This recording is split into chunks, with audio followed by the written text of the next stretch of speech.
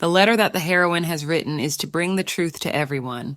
She wants to tell the world what is happening here and shares her pain through this message, bringing attention to her tragedy. There is a place where children die every day. The heroine, with her head down, writes on the floor in despair, reflecting her hopelessness and the suffering that the inmates in this dark place are experiencing.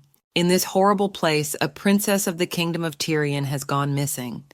A girl with long white hair and another child lie on the cold floor, their eyes filled with longing and despair. The princess is missing, and her name is Stella Tyrion. Her face shows signs of suffering, but hope shines in her eyes. She is ready to fight for her life and freedom despite all the trials. The princess of the kingdom of Tyrion is the first princess. Stella's dark silhouette battles the darkness surrounded by stars and symbols, representing her struggle to save herself and return home. Now she no longer exists. Stella, lying on the floor, is surrounded by stars and darkness. She feels her essence fading away, losing hope of being rescued and returning to the light. She feels like a star devoid of light, trapped in a terrible darkness. Stella, exhausted of her life force, dies in the darkness, feeling that her struggle was in vain. It is unknown how long she has been here, forgotten by everyone. Her eyes are full of tears, reflecting all the pain and loneliness of being alone with her suffering. On her 10th birthday, as she partied and wove a wreath with the maids, her life changed forever. Memories of happy moments seem so distant and out of reach now. She was abducted at a moment when she was enjoying her childhood. Her face, illuminated by the light, expresses surprise and fear. The princess is lost, and her future remains unknown, amidst the children gripped by fear. Princess Stella tried desperately to preserve their knowledge. She taught them everything she knew, despite the harsh conditions. Her attempts to bring a modicum of light into their bleak existence were heroic.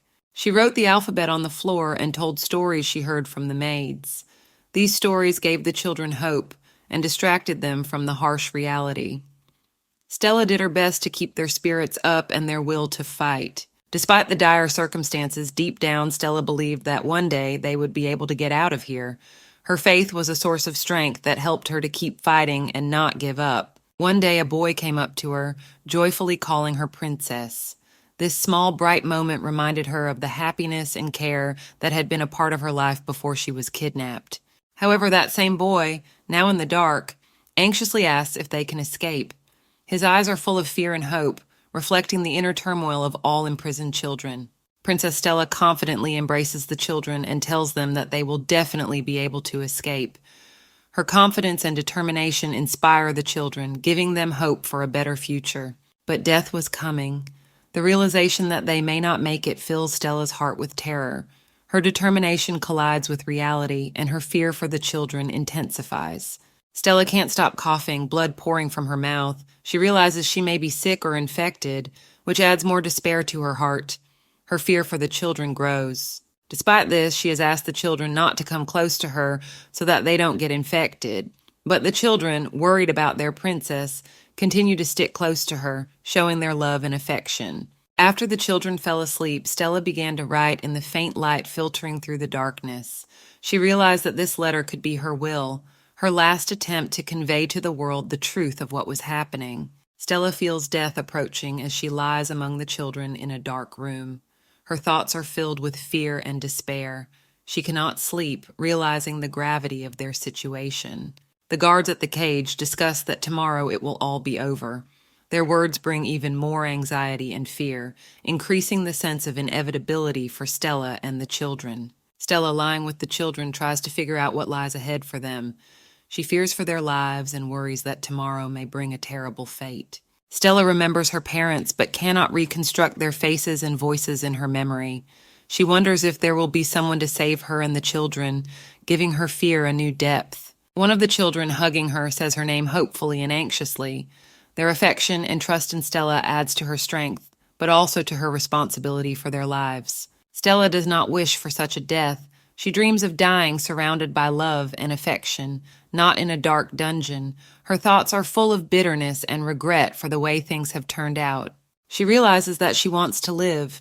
Her desire to live becomes stronger than her fear of death, and this thought allows her to sleep soundly in a cave full of intoxicating scent. Meanwhile, the dark magician is planning his sinister ceremony.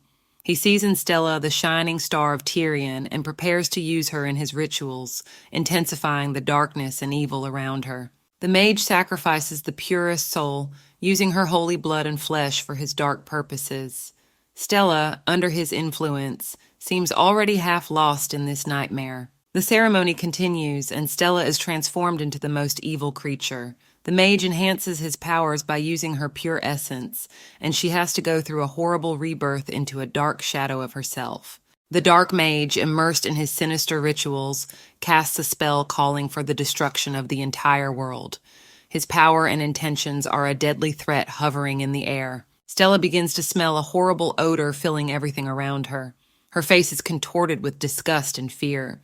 She tries to figure out where the odor is coming from and what it could mean. Her nausea intensifies, and Stella feels like she is about to vomit. Her condition worsens, and she realizes that this is not just a smell, but part of a sinister ritual by the mage. In agony and desperation, Stella begs not to kill the children. Her heart breaks at the thought that innocent lives could be sacrificed for the magician's dark designs. Trying to understand her surroundings, Stella asks what this place is. Horror overwhelms her, and she realizes that she is in the midst of sinister events from which there may be no escape. She continues to wonder why she is here.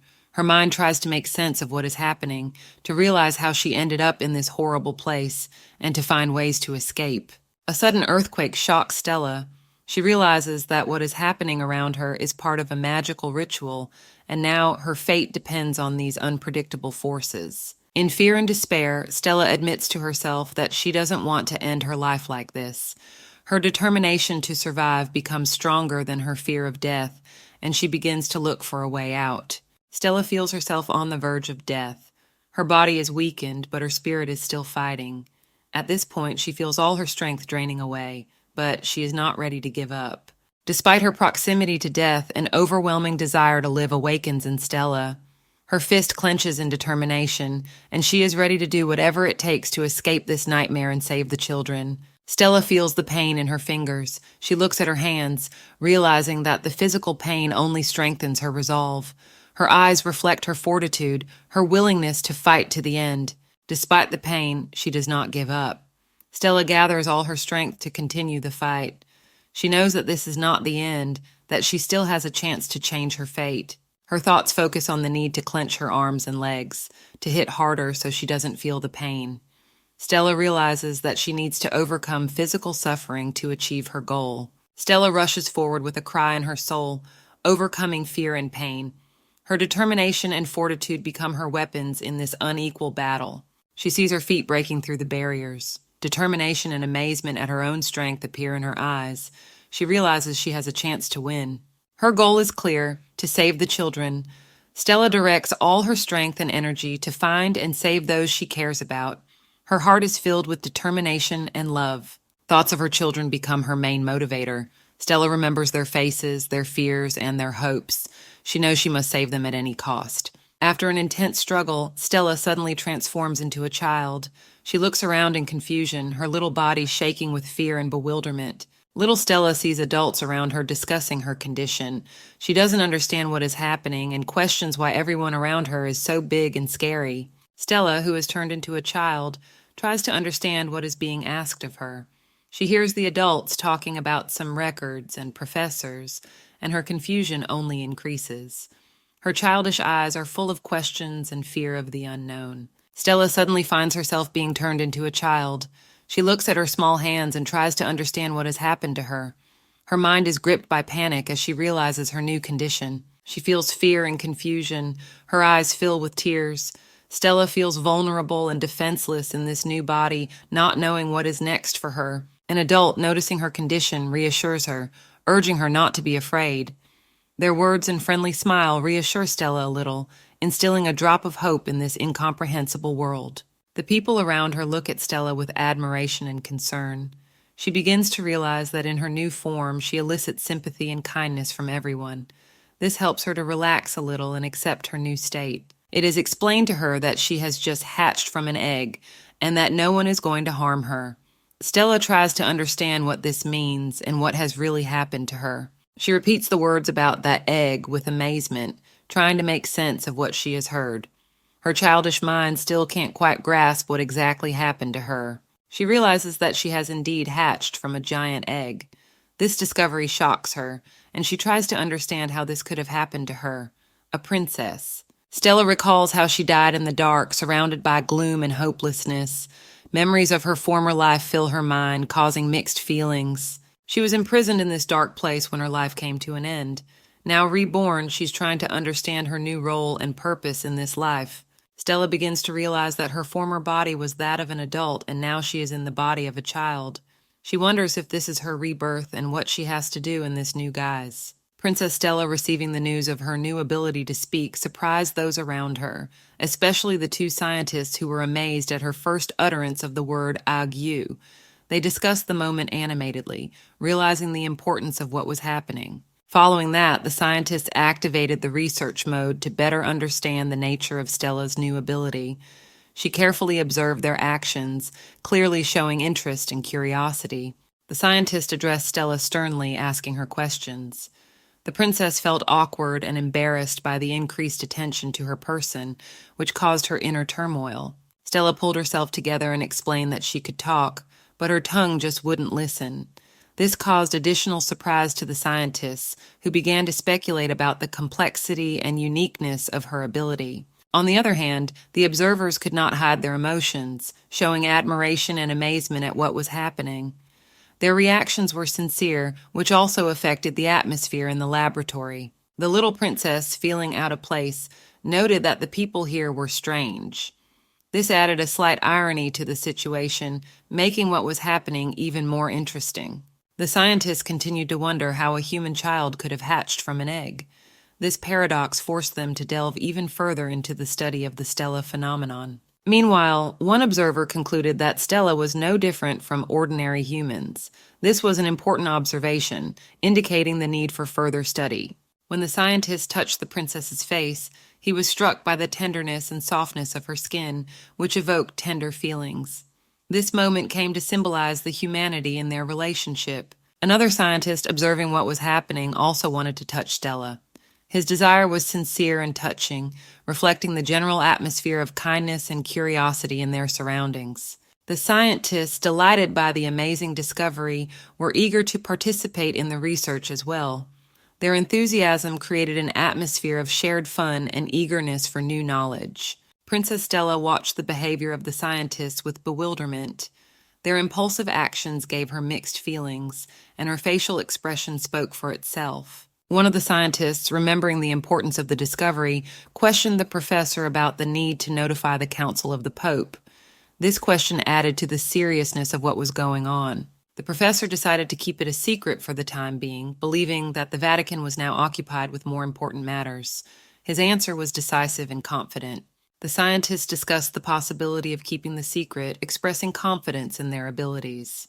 Their determination and cohesion strengthened the spirit of the team. Princess Stella, at the center of attention, wondered about her whereabouts and her role as chief researcher.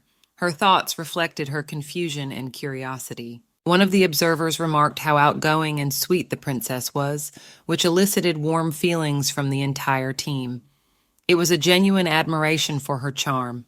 The princess, unable to stand the increased attention, began to scream, expressing her indignation and helplessness. This drew even more attention to her emotional state. Stella irritably demanded to stop calling her cute, which caused the observers to smile. Their reaction spoke volumes about how subdued they were by her cute character. The scientists discussed Stella's origins, recalling that she hatched from an egg found in the demon ruins. This information added to the mystery of her origins and further research. Princess Stella is certain that she is stuck in a world full of darkness. She is surrounded by an impenetrable darkness that seems endless to her. She feels lost and doesn't know how to get out of this place. She feels like she is in an egg that is too small for her. She feels like a 4-year-old child trapped in this confined space that limits her freedom. One of the scientists suggests trying something new. He takes out his tools and prepares to conduct an experiment, hoping to get results that will help him understand Stella's condition. The second scientist expresses doubt that at her age, Stella should already be able to speak. He compares her to other children and hopes that she will soon begin to communicate. Stella mentally confirms that she is able to speak. She's ready to show that she can express her thoughts and feelings, despite the fact that she has been silent so far. The scientists discuss the state of her mouth, suggesting that she just hasn't learned to speak yet. One of them even suggests that she may not know her native language. They conclude that this is a possibility. The scientists continue to observe Stella, trying to find a way to help her begin to speak and understand what is going on in her head. Stella realizes that the scientists are talking, and it makes her excited. She realizes that she is in a place where she has a lot to learn and experience. Suddenly, Stella starts screaming and waving her arms. Her reaction is surprising to the scientists, and they begin to think that she might be special. Some scientists even speculate that she may be a chick that has just hatched from an egg. Others, however, criticize this assumption as ridiculous and unreasonable. The scientists decide that when Stella learns to speak, they will be sure to ask her where she came from. Their interest in the girl's origins is growing, and they hope to get answers to their questions.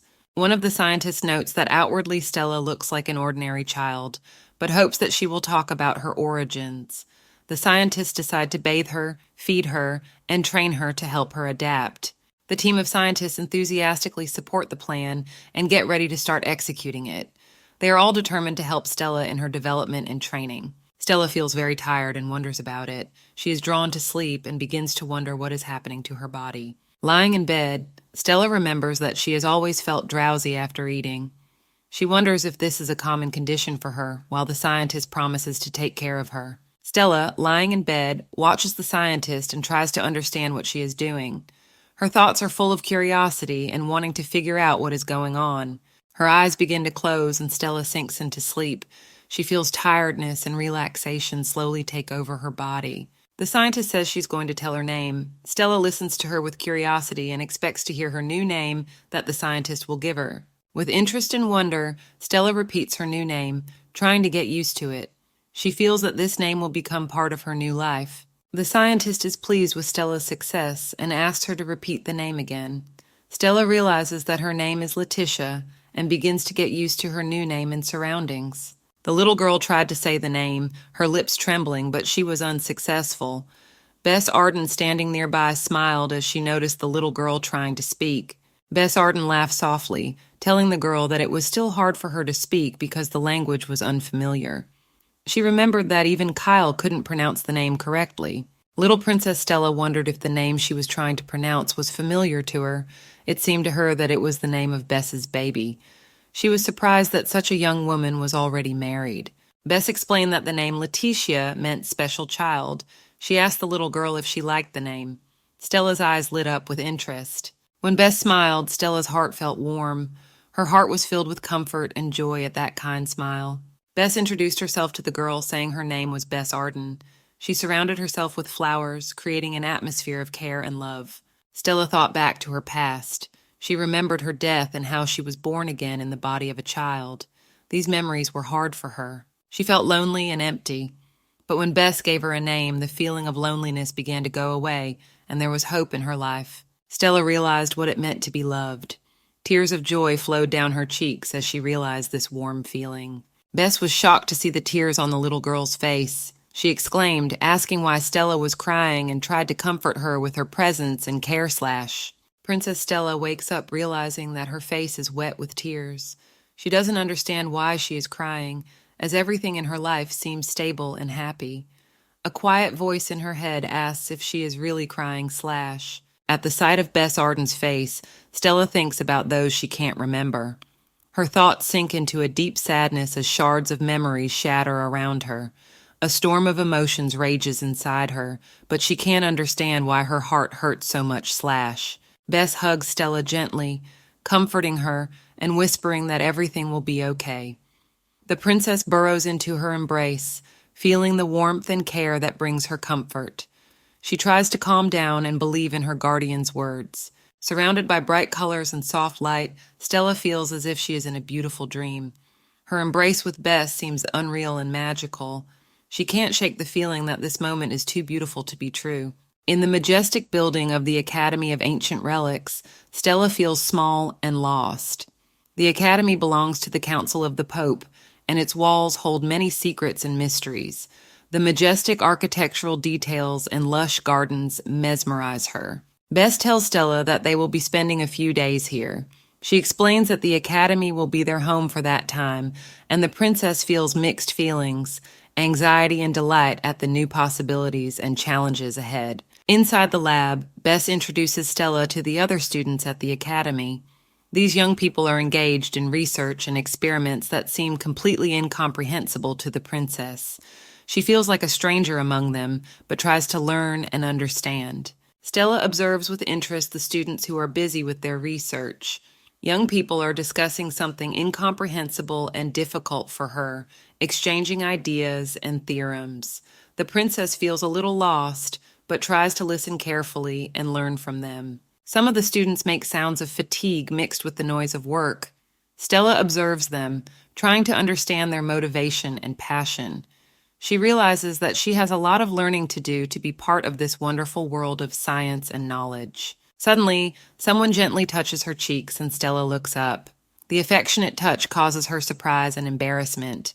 She looks at Bess, who smiles fondly, reassuring her and reassuring her. Bess would take Princess Stella into her lap and read her a book. They sat in a cozy room surrounded by bright colors and soft light, creating an atmosphere of warmth and comfort. It was their favorite time together, filled with fairy tales and magical stories. Stella was learning new words with Bess. The princess diligently repeated after her, apple, strawberry, peach. Every time she got a word right, Bess smiled, and it gave Stella great satisfaction. The princess rejoiced at her progress in learning. She thought about the fact that she was doing much better today than yesterday. Her eyes shone with pride and joy because every day brought new knowledge and discoveries. Bess couldn't get enough of little Stella and her sweet chubby cheeks. She hugged the princess, marveling at her innocence and beauty. Stella, a little embarrassed, accepted this care and love, feeling protected. But the princess remembered that she was hatched from an egg. These thoughts gave her no peace, for she did not understand why things were the way they were, or where it would lead. People at the academy treated Stella with great care and warmth. She felt like an ordinary child among them, despite her royal blood. She was surrounded by attention and love, and she tried to get used to this new life. Stella reflected on how strange and amazing everything was going on around her. Despite all the care and love, she still felt a bit of a stranger in this world. Her serious face sometimes gave away her deep thoughts. Nevertheless, those around her noticed her seriousness and intelligence. Bess and the other adults often admired her mature thoughts and judgment. Stella tried to live up to their expectations, finding her place among them. Bess and the other professors saw great potential in Stella. They noticed her love of learning and her desire for knowledge, which set her apart from the other children. Her diligence and perseverance were respected and admired. Other students at the academy marveled at her passion for science. They were used to seeing children who liked to play more than study, but Stella was an exception, and that made her special in their eyes. Bess Arden talks about her sons, noting that Mr. Demetrius is very talented. She is asked if she expected Kyle to be equally gifted. Bess smiles, noting that Dimitri is too caught up in his studies and often neglects socializing. The scientist sitting in a cozy chair laughs, saying that Dimitri is overly enthusiastic about studying. Her comment reveals that she doesn't expect Kyle to be as successful, as every child has a different path. Letitia, a young girl with bright blue eyes and blonde hair, sits nearby and listens. She knows that Bess often talks about her sons, and it makes her curious and envious of their successes and the attention they receive. The first son, Demetrius, is depicted surrounded by bright colors. He is not sociable, but has outstanding abilities. His serious look and calmness contrast with the vibrant colors of the surrounding nature, emphasizing his uniqueness. The next son, Kyle, is about the same age as Letitia. He is gruff and irascible, which is evident even in his facial expression and dark surroundings that emphasize his gloomy character. This causes Letitia to have mixed feelings about him. The youngest son, Riley, has only recently been born. He is still too young and not much is known about him. His surroundings are filled with delicate flowers, symbolizing his innocence and new life. Letitia marvels at his childlike innocence. Letitia feels jealous of Riley, thinking he is kind, intelligent, and beautiful like his mother Bess. Her eyes fill with sadness, for she feels like she doesn't have those qualities or that kind of attention. Bess notices Letitia and wonders what happened to her. She asks a question, noticing that the girl looks pensive and sad. Bess wants to understand what is going on in Letitia's soul. The scientist asks Letitia if she wants to study. Letitia, who has been silent all this time, becomes nervous. The scientist sees this and realizes that something is bothering the girl, but can't figure out what it is. At the end, Letitia snuggles up to the scientist, who tries to figure out the reason for her sadness. She wonders what is wrong, trying to find the answer and help Letitia cope. Bess Arden unexpectedly grabs Letitia, much to the girl's surprise. Her sudden reaction to her touch causes Letitia to be startled, for she did not expect such a harsh reaction from Bess. Bess continues her actions, insisting on finding out the cause of Letitia's anxiety. The girl, startled by the unexpected attention, tries to pull away and says she doesn't want to. Letitia thinks in confusion about the way Bess treats her. She notes to herself that if her sons saw this, they would be jealous because their mother's attention is precious to them.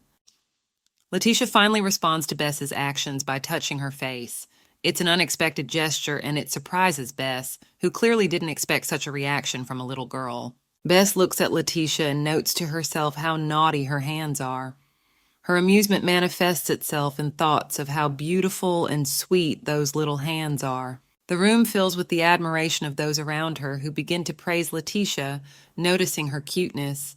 Everyone around admires the girl, and this creates a joyful atmosphere. Bess, seeing that Letitia has attracted so much attention, abruptly interrupts the people around her.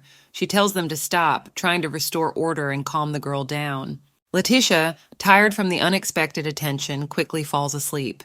Bess notices this and is quietly pleased that the girl has found peace and fallen asleep in her arms. Bess turns to those around her, asking them to move away from Letitia and mind their own business. She tries to protect the girl from unnecessary attention so that she can rest in peace. While everyone is upset that they can no longer admire Letitia, Bess is happy. She is content to be able to support the girl and give her some peace on this hectic day. Bess Arden holds Letitia in her arms, congratulating everyone for a job well done. The girl, while in Bess's arms, waves softly as she says goodbye. Her face expresses a slight sadness, but also the comfort of warmth and care. Bess offers to lull Letitia to sleep, but the girl refuses. Her eyes reflect tiredness and doubt.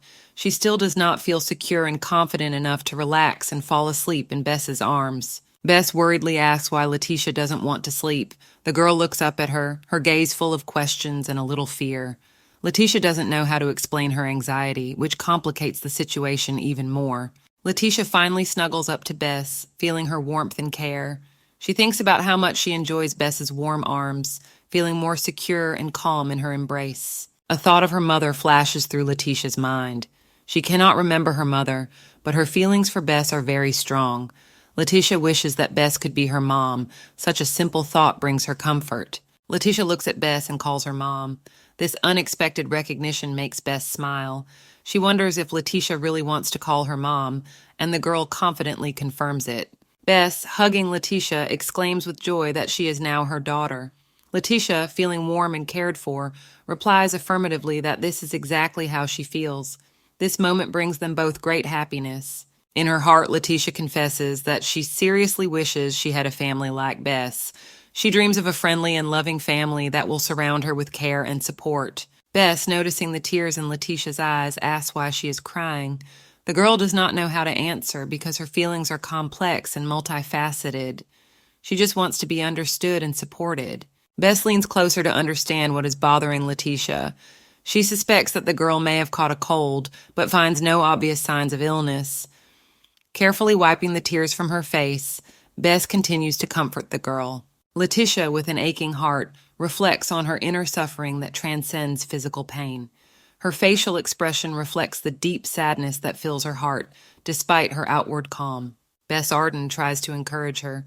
Bess smiles and tries to cheer Letitia up, emphasizing that she feels no pain and is full of energy, contrary to her inner turmoil. Bess, however, realizes that she does not know much about the child she has been told about. This makes her wonder if the child is really ordinary or hides something unusual about herself. Bess looks at Letitia and notices that there is a certain special look in the girl's eyes that is not characteristic of ordinary children. She senses that there is something unusual and mysterious about this girl. Reflecting on loneliness and fear, Bess realizes that these feelings often accompany those who have experienced hardship. She decides to learn more about Letitia and her past. In a quiet moment as Letitia sleeps, she restlessly utters that she does not want to be left. This moment shows her inner vulnerability and fear of being left behind. Letitia asks through her sleep that Bess not leave, for she is comfortable with her and feels safe. The child feels attached to Bess. The students of the academy, including Letitia, are immersed in worries and daily chores, but the atmosphere is surrounded by flowers and greenery, creating a sense of calm and harmony. A scholar calls out to Letitia and offers her a new dress, trying to cheer her up. Letitia looks at him curiously, contemplating whether to accept the offer. However, a question arises in Letitia's mind. Why would she change her dress when she had just changed her clothes this morning and was clean? Letitia is shocked to find her clothes soiled again, not understanding how this happened. Her bewilderment growing, she tries to remember how she could have gotten so dirty so quickly. As she recalls the events, Letitia realizes that she ate something and, while wiping her hands, accidentally soiled her clothes. This discovery causes her to have mixed feelings, ranging from disappointment to slight laughter. Letitia notices how childhood habits sometimes take over. She feels a little awkward, but decides it's okay and even enjoys this moment of carefree behavior a little. Gregory and Rose take her dirty clothes away to wash them to shine. Letitia remembers how in the past she had her hair dried and brushed after bathing, or just braided, but today it was especially solemn. She wonders if it has something to do with some kind of holiday. Letitia looks at her reflection and is amazed at how beautiful she looks in her new outfit. Gregory, seeing her in her new dress, admiringly tells Letitia that she looks gorgeous.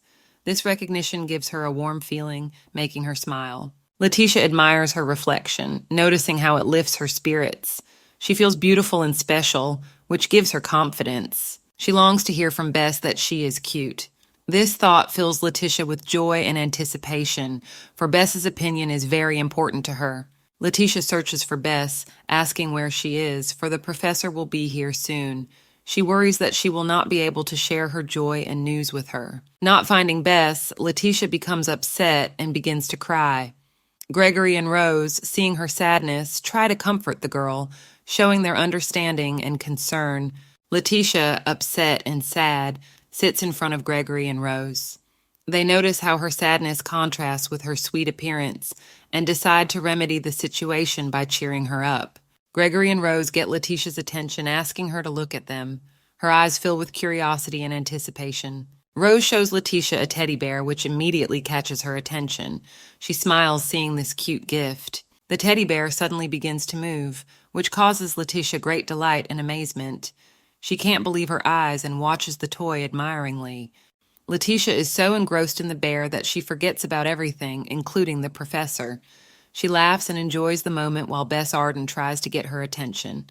Letitia, interested in the movements of the bear, can't stop thinking about how it works. Her thoughts are consumed by this miracle, and she wants to know all the details. Suddenly, the bear runs away, and Letitia runs after it in a panic, screaming for it to come back. Her heart beats in time with her steps. Letitia finds the bear and, with a smile, calls him to her. She is happy that the toy has been found and feels a little calmer. Suddenly, Letitia stumbles and falls, hugging the teddy bear tightly. Her eyes fill with tears, and she screams in pain and surprise. Bess Arden and her attendant arrive at the noise, alarmed by Letitia's screams. They immediately rush to her to help and comfort her, realizing how much she needs their support. Letitia, frightened, admits that she has hit herself, which elicits sympathy from Bess Arden. She tries to support the girl, offering her help and care. Letitia, despite the pain, looks admiringly at Bess Arden, who looks especially beautiful today. Her elegant appearance causes the girl's admiration and joy. Cassius appears, whose presence suddenly alarms Letitia. She cannot understand why this man gives her such strange feelings and what makes him so frightening. Cassius's gaze frightens Letitia. She feels his cold, penetrating expression creep into her soul, making her shudder with fear. Letitia notices that everyone around her is agitated and frightened by Cassius's appearance. She realizes that this man is no ordinary guest. His presence is unsettling to everyone. As she ponders, Letitia remembers the black-clad men who seem familiar to her. She senses that Cassius is somehow connected to these people, and her fears grow. Cassius reminds Letitia of those mysterious men in black clothes. She cannot shake the feeling that he is a threat connected to her past. Bess Arden notices Letitia's confusion and tries to reassure her. Letitia is confused as she tries to understand who Cassius is and why his presence is so disturbing to her. Cassius points rudely at Letitia, demanding an explanation about her origins. Bess Arden replies that Letitia is a child, trying to protect the girl from his hostility.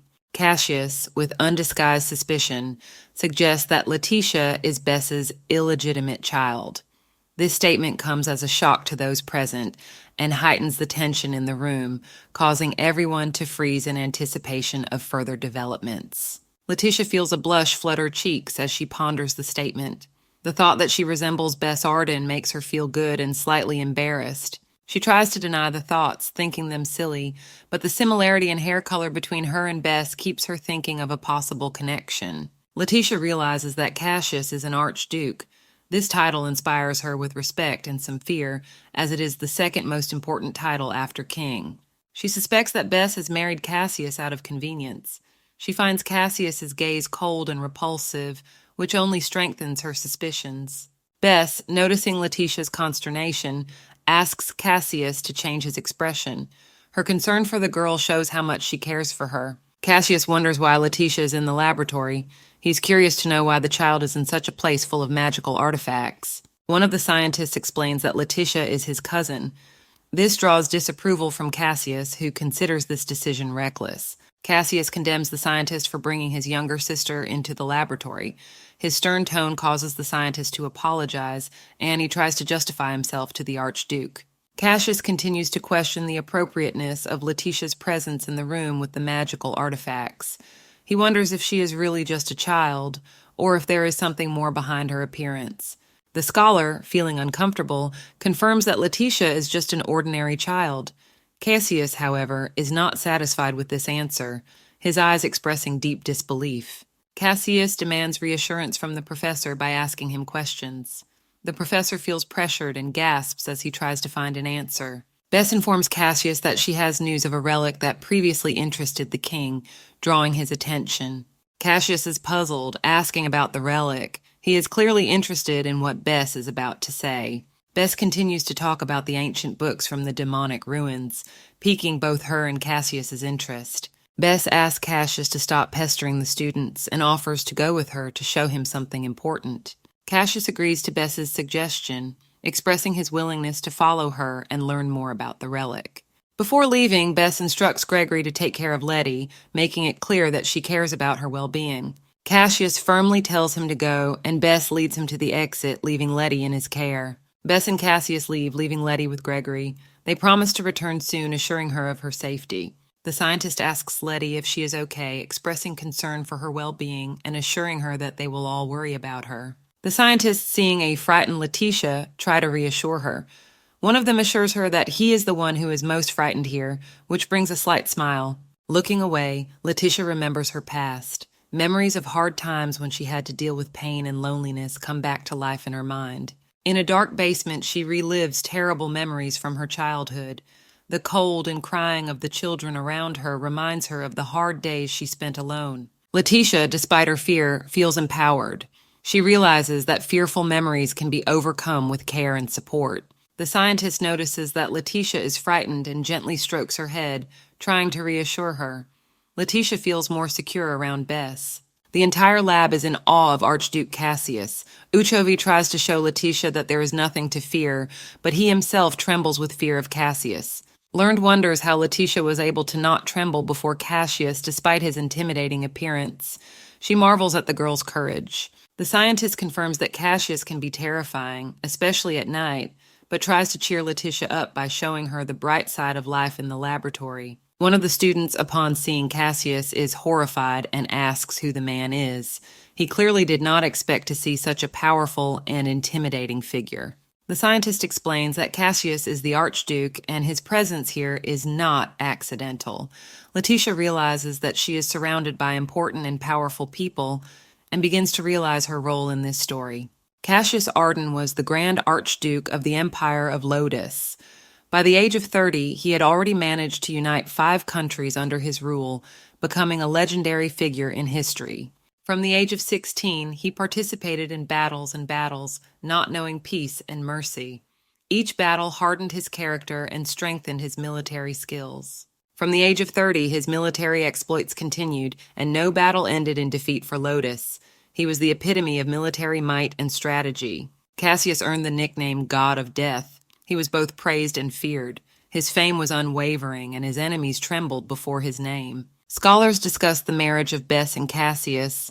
They suspect that the king himself was involved in this marriage. The scholar states that despite her fears, no one from the Holy Commission or the Academy has been harmed because of this marriage. Letitia realizes that the king wanted to show his subjects the strong relationship between him and the Holy Commission through this marriage. She begins to fantasize that perhaps Bess is being tortured right now, and her fears intensify. She screams her name in panic, worried about her fate. She fears for her safety and decides to do something to help her. One of the scientists touches Letitia's nose, thus showing her to calm down and not panic. The scientist assures Letitia that the Archduke has never raised a hand against the professor, urging her not to worry. She is confident in his integrity and believes there is no reason to worry. Letitia can't understand how she can be so sure, since this is Archduke Arden we're talking about. She is surprised and confused by the thought, not knowing how to react. The scholar suggests that Letitia not listen to Gregory and go have some hot chocolate. She decides to distract Letitia and help her relax and forget her worries. Letitia is still hesitant, but remembers Rose's promise that the Archduke will not intimidate the professor. This reassures Letitia a little. The scientist reflects on the pathetic position of a senior researcher when not busy with research. She notices that Gregory turns into a different person when he is doing science. The scientist confesses that the professor was Gregory's first love, and this stuns Letitia. She can't believe this information and is lost in her thoughts. Letitia urges the scientist to watch her language, for she does not believe it. The girl is still dumbfounded by what she heard and cannot gather her thoughts. The scientist continues to tease Letitia, asking why she can't believe Gregory's sympathy for the professor. Letitia feels even more embarrassed and confused. Letitia tries to figure out if Gregory really loves the professor with all his heart. She internally struggles with doubts and feelings, trying to come to some sort of decision. And eventually, Letitia realizes that she has it all figured out. At that moment, she is illuminated and feels confident that she knows the truth. Letitia discusses her feelings and thoughts with the scientist Rose, noting that the professor is too lofty for Gregory. They wonder if the demands can't be lowered, especially since it's been 10 years and she's married. Letitia looks at Rose and advises her to pay attention to the person next to her. Rose is clearly confused and flustered by this advice, which is evident in her reaction and facial expression. Letitia, looking at Rose with surprise, says her name, clearly not expecting such a reaction. There is genuine amazement on her face, and this is emphasized by the close-up of her eyes. Rose, disconcerted by what is happening, has a moment of realization. She asks Letitia to keep it a secret, smiling and embarrassed at the same time, which elicits a joyful response from the princess. Rose realizes how smart and insightful Letitia is, calling her a special child. Their interaction evokes warm feelings, emphasizing the mutual understanding and affection between them. Letitia, sensing danger, decides to act. She expresses her determination and willingness to help, which is evident in her serious expression and tense posture. Letitia takes Rose's hand and heads for the door, feeling something strange. There is determination in her gaze, and they are ready to face the unknown together. Letitia runs away, following Rose's directions. Their scene is filled with momentum and energy, showing the cohesiveness and determination of the little princess. Letitia senses an ominous energy and warns Rose about it. Her intuition tells her that danger is near and they must be careful. Bess and her husband Cassius discover the source of the danger. Letitia rushes forward with determination to deal with the threat, ready to protect her loved ones at all costs. Letitia suddenly sees blood and is shocked by it. Her eyes widen with surprise, and she tries to understand what has happened. This makes her feel uneasy and anxious. Letitia notices Bess with a bloody hand and immediately wants to understand what happened. Bess asks her why she is here, not expecting to see Letitia in this place. Letitia decides that she must protect Bess, who she believes has been hurt by Cassius. Her eyes are filled with determination, and she is willing to do whatever she can to help her. Cassius asks why Letitia is here. The girl remembers Cassius hurting Bess, and it makes her fearful and furious. She knows she must act to keep everyone around her safe. Letitia is confronted by Cassius. Letitia tries her best to protect Bess, but he is strong. This makes Letitia furious and determined not to give up. Cassius watches in amazement as Letitia tries to confront him. He is amazed at her determination and courage. Cassius realizes that he is not just a child in front of him. He does not like being bitten by Letitia and decides to call her a dog. Bess is horrified by what she sees. She tries to understand what has happened, and her face expresses extreme shock and concern for Letitia and the others. Letitia realizes in anger that she has been called a dog. This causes her to have a flash of rage, and she is determined to prove her worth and strength. Bess is worried about Letitia and asks if she is okay. Cassius stands there with a disgruntled expression on his face as he thinks the girl has done wrong. Letitia sees the blood on Bess's hand and realizes that something terrible has happened.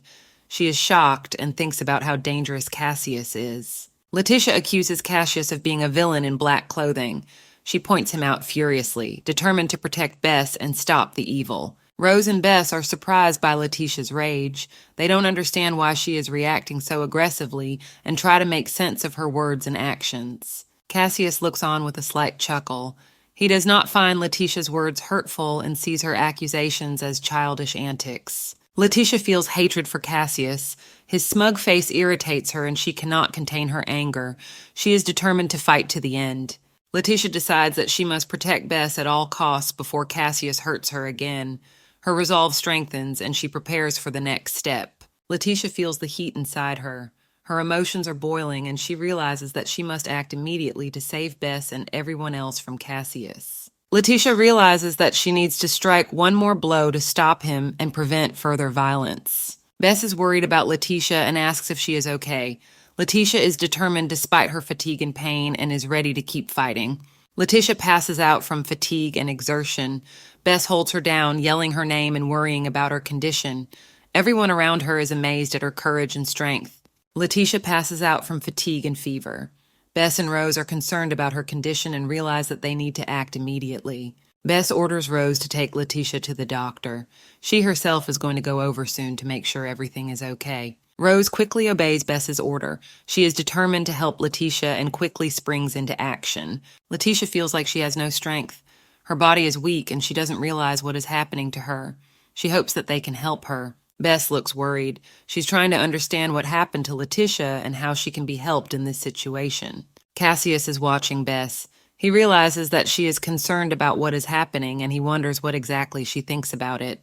Letitia feels Cassius's gaze on her. She doesn't understand why he is looking at her like that, and it makes her uneasy. Letitia decides that next time Cassius will not walk away from her. She is determined to figure out what is going on and protect her. Cassius informs Bess that she is bleeding heavily and offers to dress the wound. His care and attention helps to calm Bess down. Bess smiles at Cassius, encouraging him not to be shy and to show his strength and courage. She believes in his abilities and is there to support him. Bess tells Cassius that her students are afraid of him and encourages him to be friendlier to others. He replies that he will only be kind to Bess to begin with, showing his true feelings. Bess is concerned about the rumors that their marriage was arranged and they have a bad relationship. Cassius assures her that they both know it's a lie and that's all that matters. Bess mentions that people think Cassius is raising his hand to her. Cassius jokes that maybe he should announce that he's not a murderer or a god of death to clear the air. Cassius is indifferent to the opinions of others, but Bess is concerned that Letitia might think he was the one who hurt her. He holds Bess in his arms, showing his defense. Cassius thinks about the man who hurt Bess, but decides that he's had enough of that. He doesn't want to give this incident any more attention than it deserves.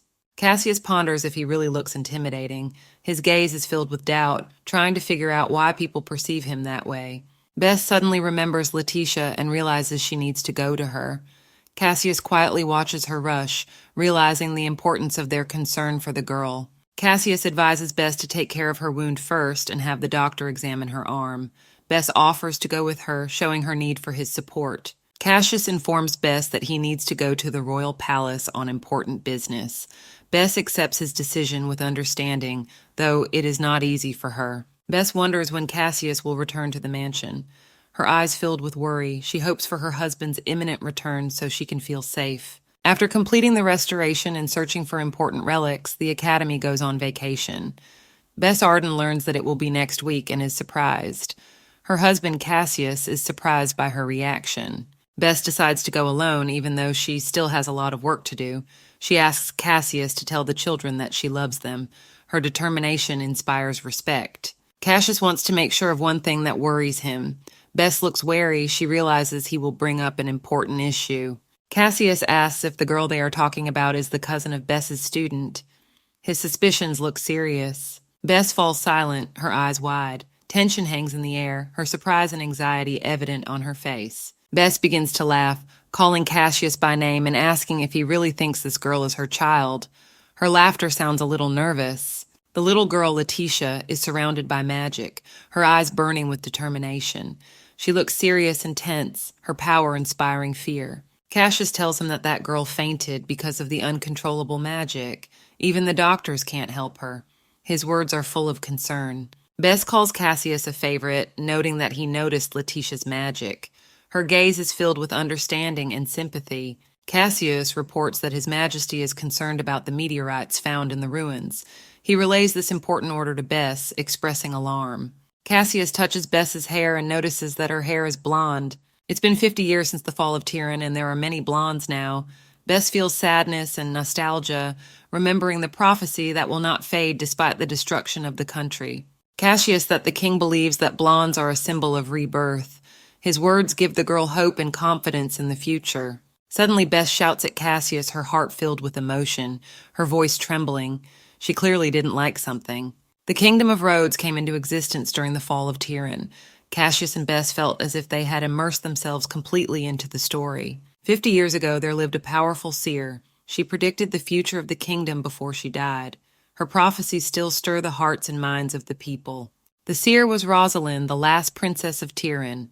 Her blonde hair and wisdom remained in the memory of the people, despite all the trials and tragedies that had befallen them. The entire royal family was killed and she was left alone. The little girl, trapped in the shadows of the past, never stopped hoping and dreaming of a better future. The princess who became Bess retains her blonde hair as a symbol of rebirth. Her strength and wisdom now guide the kingdom to new heights. Bess, the last blood relative of Tyrion with blonde hair, apologizes for her emotions. She realizes her important role and responsibility to her people and history. The egg was found at the site of a meteor crash. It was a mysterious and rare event that attracted the attention of many, for out of it came a girl with blonde hair who now played an important role in the fate of the kingdom. Cassius, with a serious face, expressed his concern for Bess. He knew that there were difficult times ahead of them, and he needed to be assured of her support and understanding. The girl with blonde hair that emerged from the egg was full of life and energy. Her smile lit up everything around her, and Cassius felt responsible for her protection and well-being. Bess calmly offered to discuss the situation later when she returned to the mansion. Her confidence and judgment were just what Cassius needed at this moment. She asked not to tell the king about Letitia. She wanted to keep the secret until the right time, realizing the importance of this decision for the future of their kingdom. There was a change of plans. Cassius and Bess decided to check on the child first, before heading to the imperial palace. Their determination and love for each other helped them cope with any difficulties. Bess's hand was covered in blood. Letitia remembered holding the man's leg. She was overwhelmed with rage and couldn't remember what happened next. That moment left a deep mark in her heart. The girl, awake, mumbled something weakly. Her blue eyes, full of innocence and light, looked at the world around her with curiosity and hope. Letitia, waking up, saw worried faces around her. Bess and Cassius stood by her side, monitoring her condition. Their care and love surrounded her, making her feel safe. Bess touched Letitia gently, checking on her condition. She wanted to make sure the girl was okay and felt a great responsibility for her health and future. Letitia noticed that Bess's hand was injured. Her blue eyes rounded with concern, and she felt her heart beat faster with worry for her friend. Letitia, with tenderness in her eyes, touched Bess's hand and wished her well. The warm words and the little girl's concern did their work, and Bess felt the pain begin to subside. Bess continued to care for Letitia despite her injury. The girl could feel her mood worsening due to the presence of her strict uncle, who instilled fear in her. Cassius, the same strict uncle, was watching what was happening. His facial expression remained serious and stern, causing Letitia mixed feelings of fear and respect. The nurse, standing nearby, asked for the results of the examination to be announced. Everyone in the room froze, waiting for important information that might shed light on Letitia's condition. Bess, rising from her seat, prepared to listen to the results. Her face expressed a mixture of determination and concern for Letitia's future, for this was extremely important to both of them. One of the scientists, surprised and a little frightened, burst into the room with a question about the research report. She realized that time was running out and she needed to submit the report right away. Realizing her mistake, Rose quickly rushed to complete her task. Her hurried movements and frightened look added tension to the atmosphere. Everyone eagerly awaited the news. In a panic, Rose asked Cassius to keep an eye on Letitia. Her voice was full of concern, and she hoped he would be up to the task while she took care of the report. Now only Bess and the Archduke remained in the room. Silence enveloped them, and Letitia felt the tension building. They both knew they had an important conversation ahead of them. Letitia cried out in horror, her eyes widening with shock. She suddenly realizes something important and frightening that makes her feel helpless and vulnerable. Cassius sits next to Letitia, his expression stern and focused. Letitia is uncomfortable being around him, and she can feel the tension in the air. Her thoughts and emotions conflict within. Cassius continues the conversation, pointing out that they have often crossed glances. His words cause Letitia even more confusion, and she begins to question her actions. Letitia flatly denies the question posed by Letitia. Her firm expression leaves no room for doubt, and Cassius feels the tension between them grow. Cassius makes a remark about Letitia's pronunciation, comparing her to the others. His words seem harsh but fair, and Letitia realizes that she needs to strive for perfection. Letitia, trying to justify herself, reminds him that she has only recently come out of the egg, and Bess praises her every day. She feels proud of her accomplishments, but realizes that Cassius expects more. Letitia thinks about how much she wishes she could say all of this to Cassius's face. Her irritation grows, and she feels helpless in the face of his strict demands and criticism. Cassius suddenly asks an unexpected question about Letitia's parents. This question causes her a wave of pain and sadness, for she realizes that her parents are no more. Letitia, with pain in her voice, replies that she does not have them. She feels tears begin to well up in her eyes and tries to hold back her emotions, but she struggles to do so. Cassius mentions that Letitia is skilled in magic. His words emphasize the importance of her abilities and the responsibility that rests on her shoulders. Letitia realizes that her journey is just beginning. Letitia, upon hearing about magic, is surprised and begins to wonder how she could have such abilities. She doesn't remember anything of the sort and expresses her confusion. Cassius, sitting across from her, tries to reassure Letitia, assuring her that he did not hurt Bess. His calm demeanor and confidence in his words relaxes the tension in the room a bit. Cassius explains that he never even thought of hurting Bess. His words are sincere, and Letitia begins to believe him, though she still remains a bit suspicious. Letitia asks why Bess had blood on her arm if Cassius didn't hurt her. Her mind is overflowing with questions, and she tries to understand a situation that seems increasingly confusing to her. Cassius sighs heavily and admits that Bess often gets into trouble because of her clumsiness. His voice is full of concern and regret. He is genuinely worried about her. Letitia imagines Bess always managing to get into trouble. Her imagination pictures Bess constantly falling or hurting herself despite all precautions. Letitia, surprised by what she has heard, begins to doubt that Cassius could be deceiving her. She reflects on his words and begins to realize that perhaps he really is telling the truth. Letitia feels that she has no reason to hate Cassius. Her heart softens and she begins to look at him with more understanding and even sympathy. She decides to apologize for her suspicions and expresses her excitement at the move. Letitia realizes that she must admit her mistake and restore peace. Cassius, upon hearing her apology, doesn't understand what she means at first. His expression changes and he begins to realize that Letitia really regrets her suspicions. Letitia reliving the misunderstanding. She sits on the bed, her blue eyes filled with worry. Letitia feels vulnerable and unaware of what is happening around her. Cassius watches Letitia with curiosity and a slight smile. He marvels that such a little girl knows complicated words.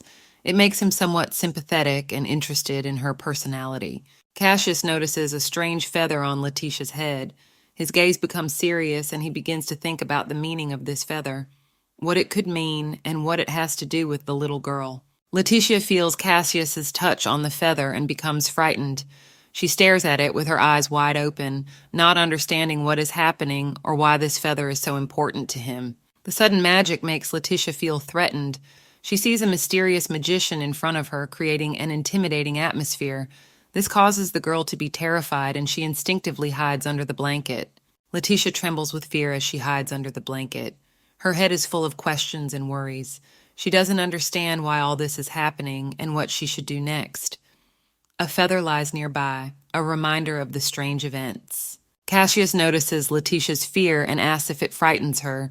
His gaze becomes softer and more caring. He wants to understand what happened and how he can help the little girl overcome her fear. Letitia explains that she's not afraid of him. She's just worried about the whole situation. Her eyes fill with tears. She feels helpless and doesn't know how to deal with her emotions. Cassius looks at Letitia carefully, trying to understand what she wants to say. He can see that the girl is about to communicate something important, but he cannot understand her words. His face expresses deep incomprehension. Letitia, nervous and embarrassed, says something quietly, but Cassius, with his back turned to her, cannot hear her words. He remains puzzled, his mind full of questions about what she was trying to tell him. Bess Arden has happily returned home. Her long blonde hair flutters in the wind. She smiles and looks happy as she opens the door. There are flowers and bright lights all around her, creating a festive atmosphere. Letitia sees Bess and exclaims her name with joy. Her large eyes are filled with happiness, and there is a blush on her cheeks.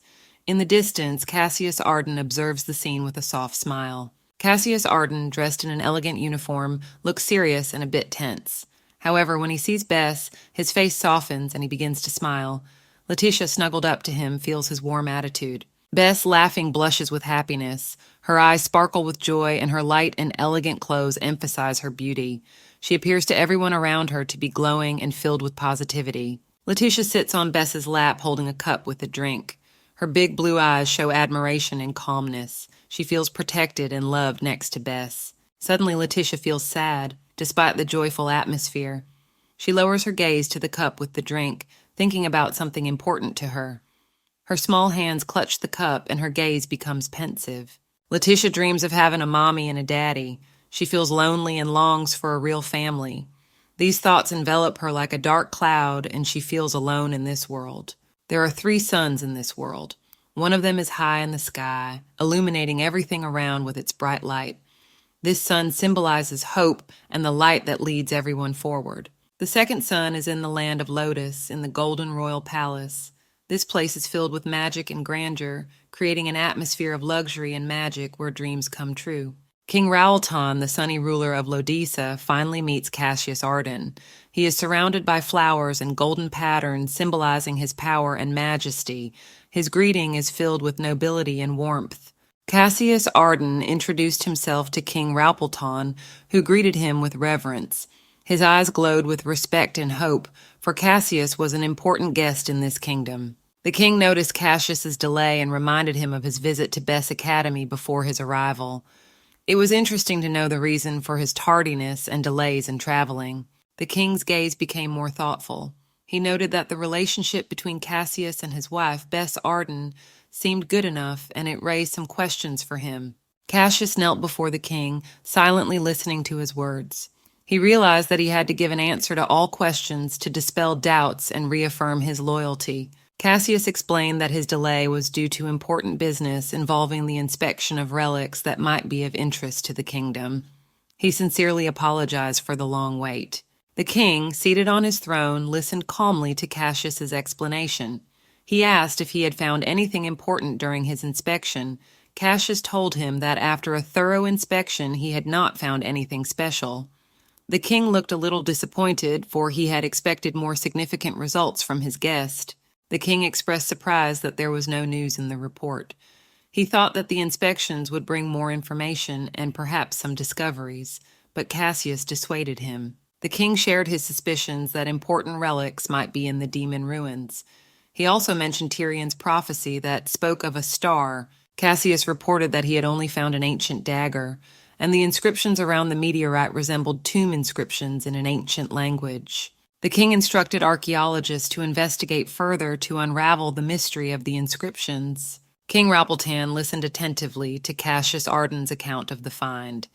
According to the professor, the meteorite found, which had fallen on a tombstone in the ruins, was of little interest. After seeing the meteorite with his own eyes, the king agreed with the scientist's opinion. He said that it was not worth expecting anything special from it and suggested not to spend more time on it. At the time, Cassius was pondering about the little girl with magical powers he was tasked with hiding. He knew that sooner or later everyone would find out about her, but for now he decided to keep it a secret. The king, noticing Cassius's pensive nature, asked him if this discovery was related to the prophecy about the star. He was trying to figure out if it was really a meteorite or something more. Looking at the king's face, Cassius tried to understand his thoughts. It seemed to him that the king did not believe in the simplicity of the situation and was looking for deeper meaning in what was happening. The king suddenly smiled, noting that Cassius was probably tired after the long journey. He apologized for immediately summoning him to negotiate, but the situation demanded his presence. The king stood up from his throne, reflecting on his long life despite his youthful appearance. People would come to shock to learn that he was in his 80s, and magic kept him young. The king suggested that Cassius have lunch together, as it had been a long time since they had seen each other. Cassius, in turn, thanked him for the invitation, but had to decline, citing urgent business. The king regretted that Cassius was always busy with his work and suggested that he give himself some rest. Cassius agreed, but it was obvious that he was not going to rest. Cassius explained that there had been a flood in their territory, and he needed to check the aftermath urgently. The king realized that his friend was once again immersed in business, but he could not hide his disappointment. Cassius leaves, promising to return with Bess and his sons.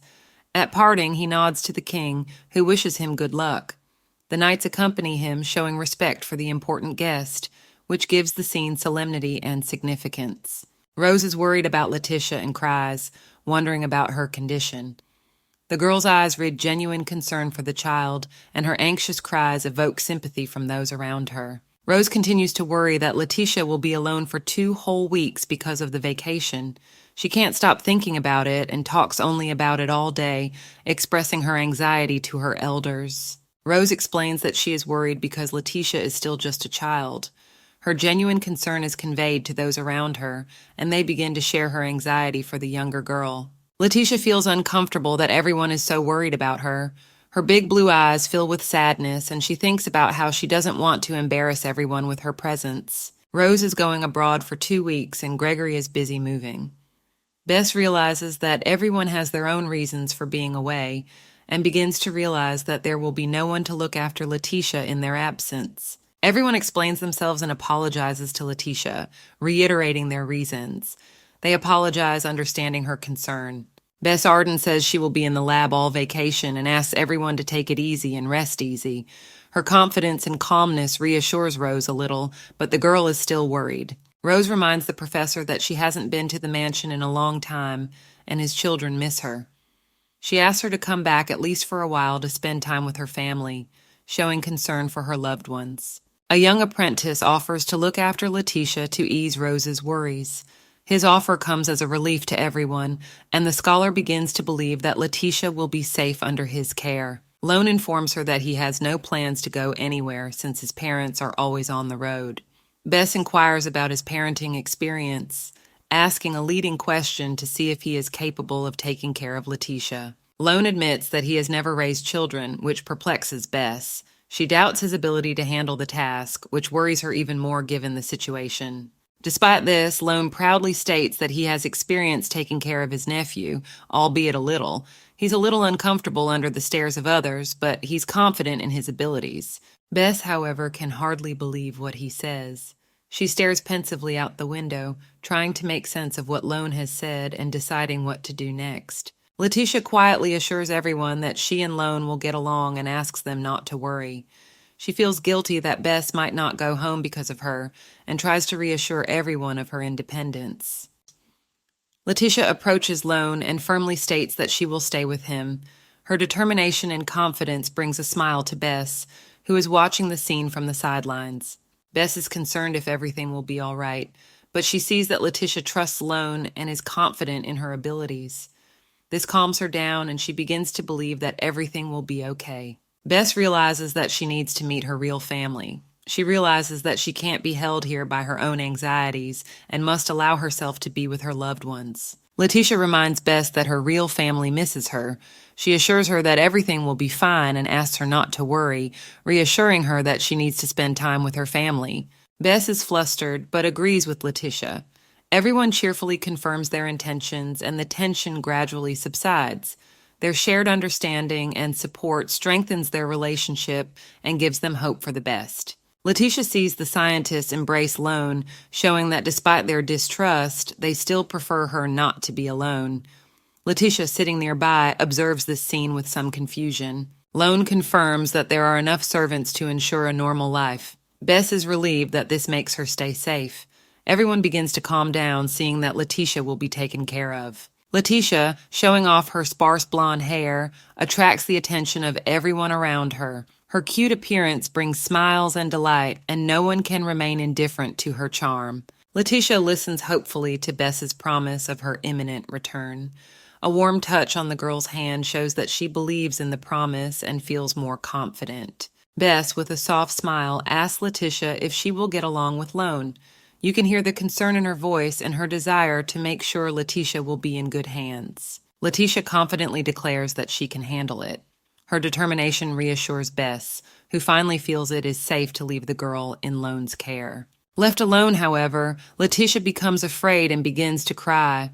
Her doubts and fears return again, and she calls out to Lone in desperation, hoping for his imminent return. Lone asks Letitia to wait a moment while he deals with his luggage. The girl agrees, but her anxiety is noticeable. She doesn't understand why this is necessary. Lone explains that he has a lot of things to move and it will take time. Letitia is surprised, but still agrees to wait, trying not to show her impatience. Lone decides to carry the luggage first and then climb down the ridge with Letitia in his arms. He is sure it will be safer that way, and Letitia, somewhat reassured, agrees to his plan, trusting him. Letitia asks Lone if he will be back soon, as she is afraid and worried about being alone. Lone assures Letitia that he will be back soon, and she will be back before she knows it. His assurance and warm gaze give the girl some peace of mind, but her doubts remain. After Lone leaves, Letitia begins to doubt his words. Fear and uncertainty overwhelm her, and she feels deceived. Thoughts resound in her mind that Lone may not return as quickly as he promised. Letitia, left alone in the dark, begins to panic. She realizes that she is not in a safe place and is frightened by her thoughts and premonitions. She calls for help, but no one is around. Suddenly, through her crying, she heard someone calling her. The girl thought it was Lone and ran to the door. She went carefully to the door and opened it a little to see who was looking for her.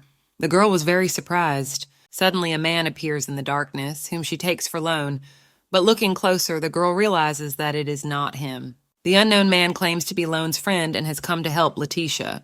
However, she senses a lie in his words and begins to suspect him of bad intentions. Letitia intuitively senses that this man is dangerous.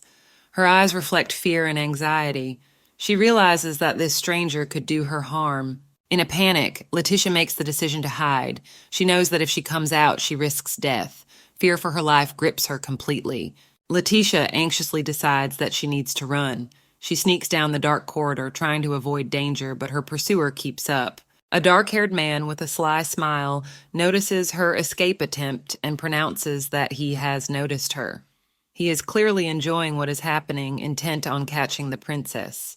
Glancing at Letitia, who is trying to hide, he exclaims that he has found her. The girl, frightened and desperate, realizes that she cannot avoid meeting him. Finding herself on the floor, Letitia desperately knocks herself out. He exclaims he has caught her. She is filled with fear and hopelessness, realizing that the situation is getting worse. The man offers her to come with him. He is sure of his victory and leaves her no choice, which scares the girl even more. Gathering all her courage, Letitia decides to try to escape again, imagining how she could hit him and escape. She realizes that she only has one chance. A man blocks her path, grabbing her arm and demanding she stop. He yells out where she is running to, and she tries with all her might to break free. Gathering her wits, the girl kicks him in the leg, begging for mercy. She is sure he won't be able to catch her and hopes for a miracle. With rage, the girl calls him a stupid idiot. He yells back, but she is unable to hide her anger.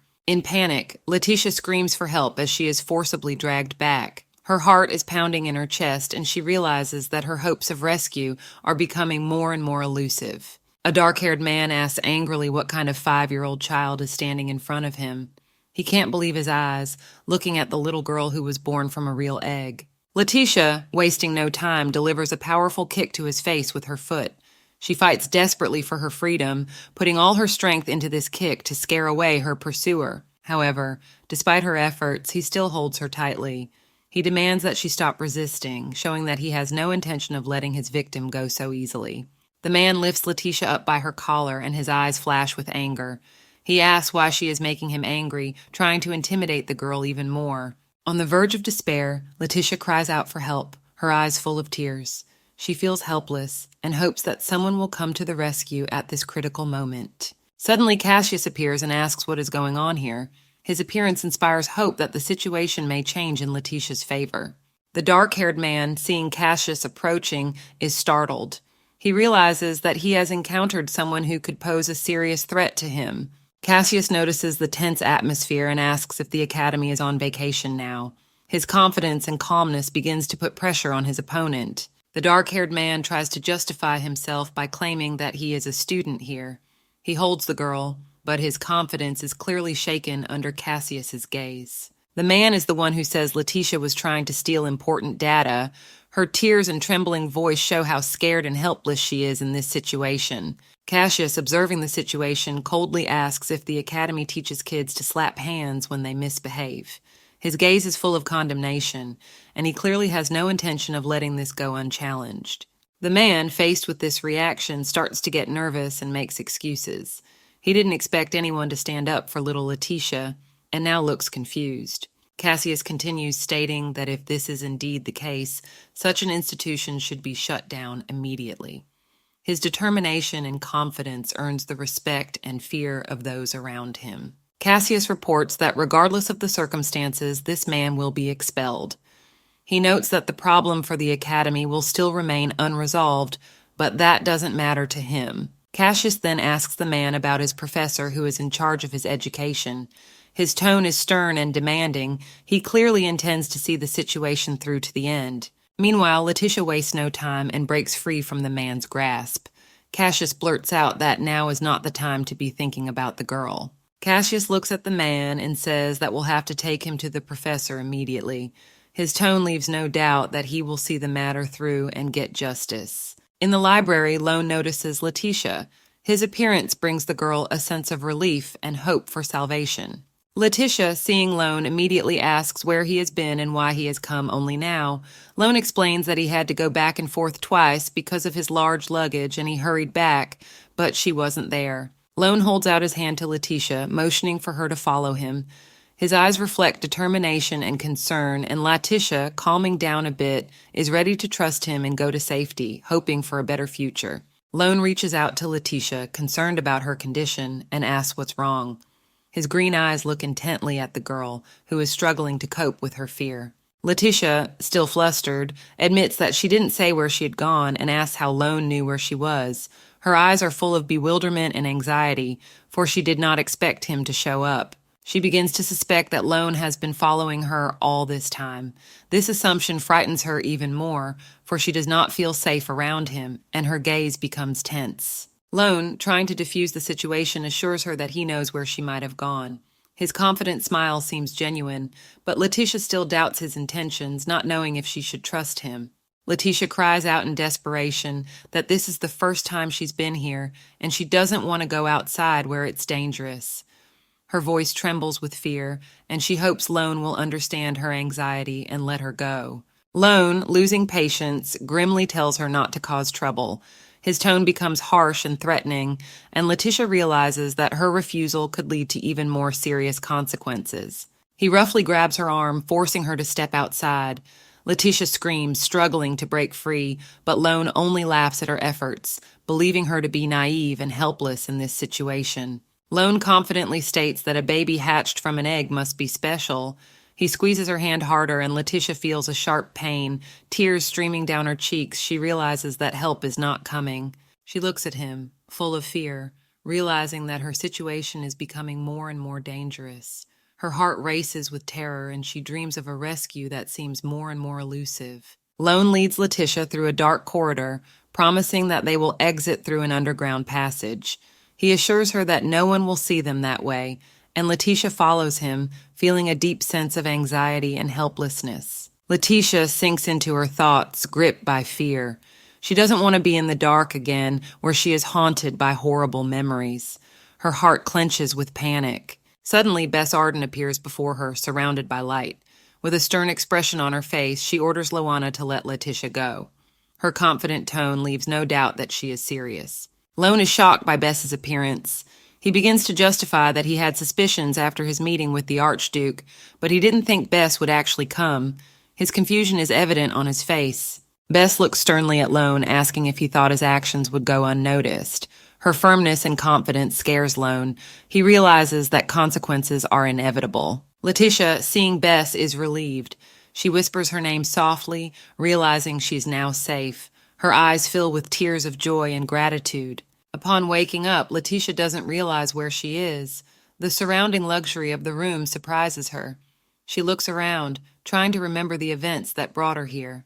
Bess approaches Letitia with concern, asking if she has regained consciousness.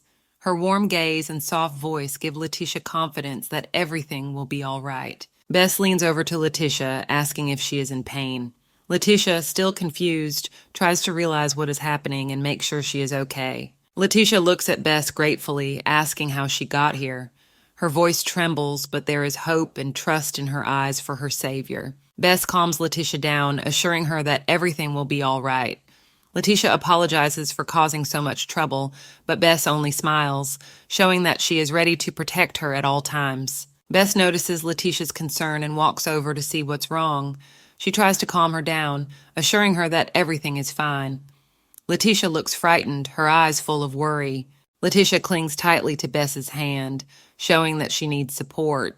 She can't calm down and asks not to be left alone, despite Bess's best efforts. Letitia, lying in bed, reflects on her real family. She feels she must return to them, despite Bess's best efforts to comfort her and convince her to stay here. Bess looks at Letitia and admits that she was very scared. She says that she feels a little better now, but the fear hasn't completely gone away yet. Bess asks Letitia not to worry and assures her that this is their home. She tries to create an atmosphere of calm and safety so that Letitia feels protected. Bess shares with Letitia that she would like to show her something special. She explains that she can always meet her real family, but the moments with Letitia are especially precious to her. Bess looks at Letitia with tears in her eyes, realizing the importance of their bond.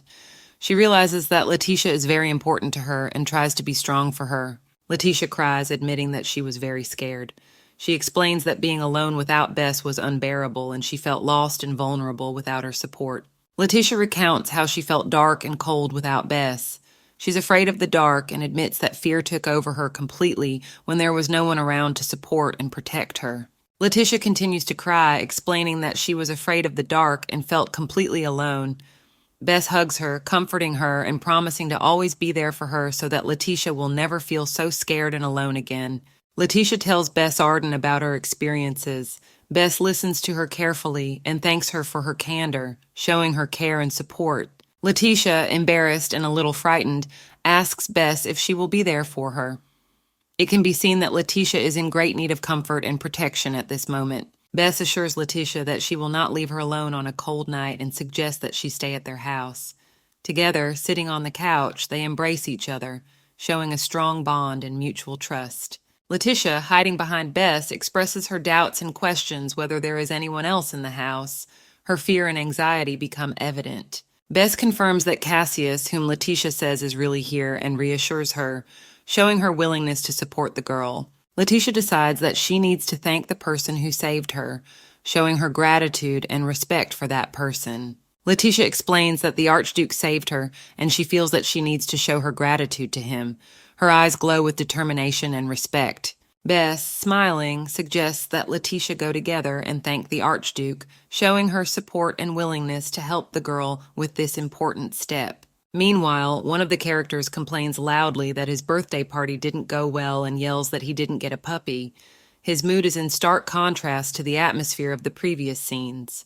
He continues to emotionally express his frustration and longing for his brother, adding drama and randomness to the overall story. Letitia, with a sad face and traces of tears on her cheeks, persistently demands his release. Her anxiety and despair are so great that the shadows around her seem to swallow up the light. Bess Arden holds Kyle in her arms, marveling at his distress. She gently strokes his head, trying to soothe and understand the reason for his emotional state. Kyle is in tears, demanding Letitia back, expressing his hatred.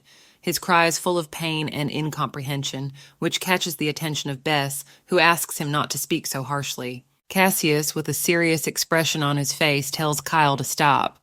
His stern voice shows that the situation is serious and needs immediate resolution. Kyle continues to insist that Letitia is not his gift, blurting it out bitterly. Bess tries to calm him down, explaining that no one is trying to replace his gift. The boy complains that it is his birthday and feels that no one is paying attention to him. His resentment and disappointment are clearly readable on his face. Bess apologizes to Kyle for being late, acknowledging his feelings. She hugs him tightly, trying to show her concern and involvement on his big day. She explains to Kyle that she has a great responsibility. Her serious tone and intense gaze make it clear how important this is to her. Sir, with a slight smile, reminds Bess of her promise not to bring her children to show off the property. His words bring a thoughtfulness to Bess's face. He suggests that Kyle show off his abilities that have been awakened today. His offer piques Bess's interest, promising new insights and understanding. Kyle, with a serious expression on his face, demonstrates his abilities by creating fire on his palms. This causes surprise to Bess Arden and Cassia, who watch his actions closely. Letitia, noticing the fire on Kyle's palms, exclaims in amazement. She asks how he did it, and Kyle, a little embarrassed, can't give a clear answer, looking at his hands in confusion. Kyle himself doesn't realize how he did it. His surprise grows and he stares at his palms, unable to believe what just happened. He feels a slight confusion at the unexpected display of his abilities. Cassius and Bess discuss that it was blue-colored fire. Letitia inquires about Kyle's abilities, which causes the boy even more confusion. He embarrassedly admits that he doesn't know how he did it. Kyle questions Letitia about her abilities, and she sadly replies that she doesn't have any. Her eyes show uncertainty and frustration as she has not yet realized her true capabilities. Kyle suddenly shows confidence and pride. Clearly something has changed in his demeanor. He feels more confident after the unexpected display of his abilities, which is noticed by those around him. Bess and Letitia continue to discuss magical powers. Letitia expresses disappointment that she doesn't have the same powers as Kyle. Bess reminds her that not everyone has magical powers, trying to comfort the girl.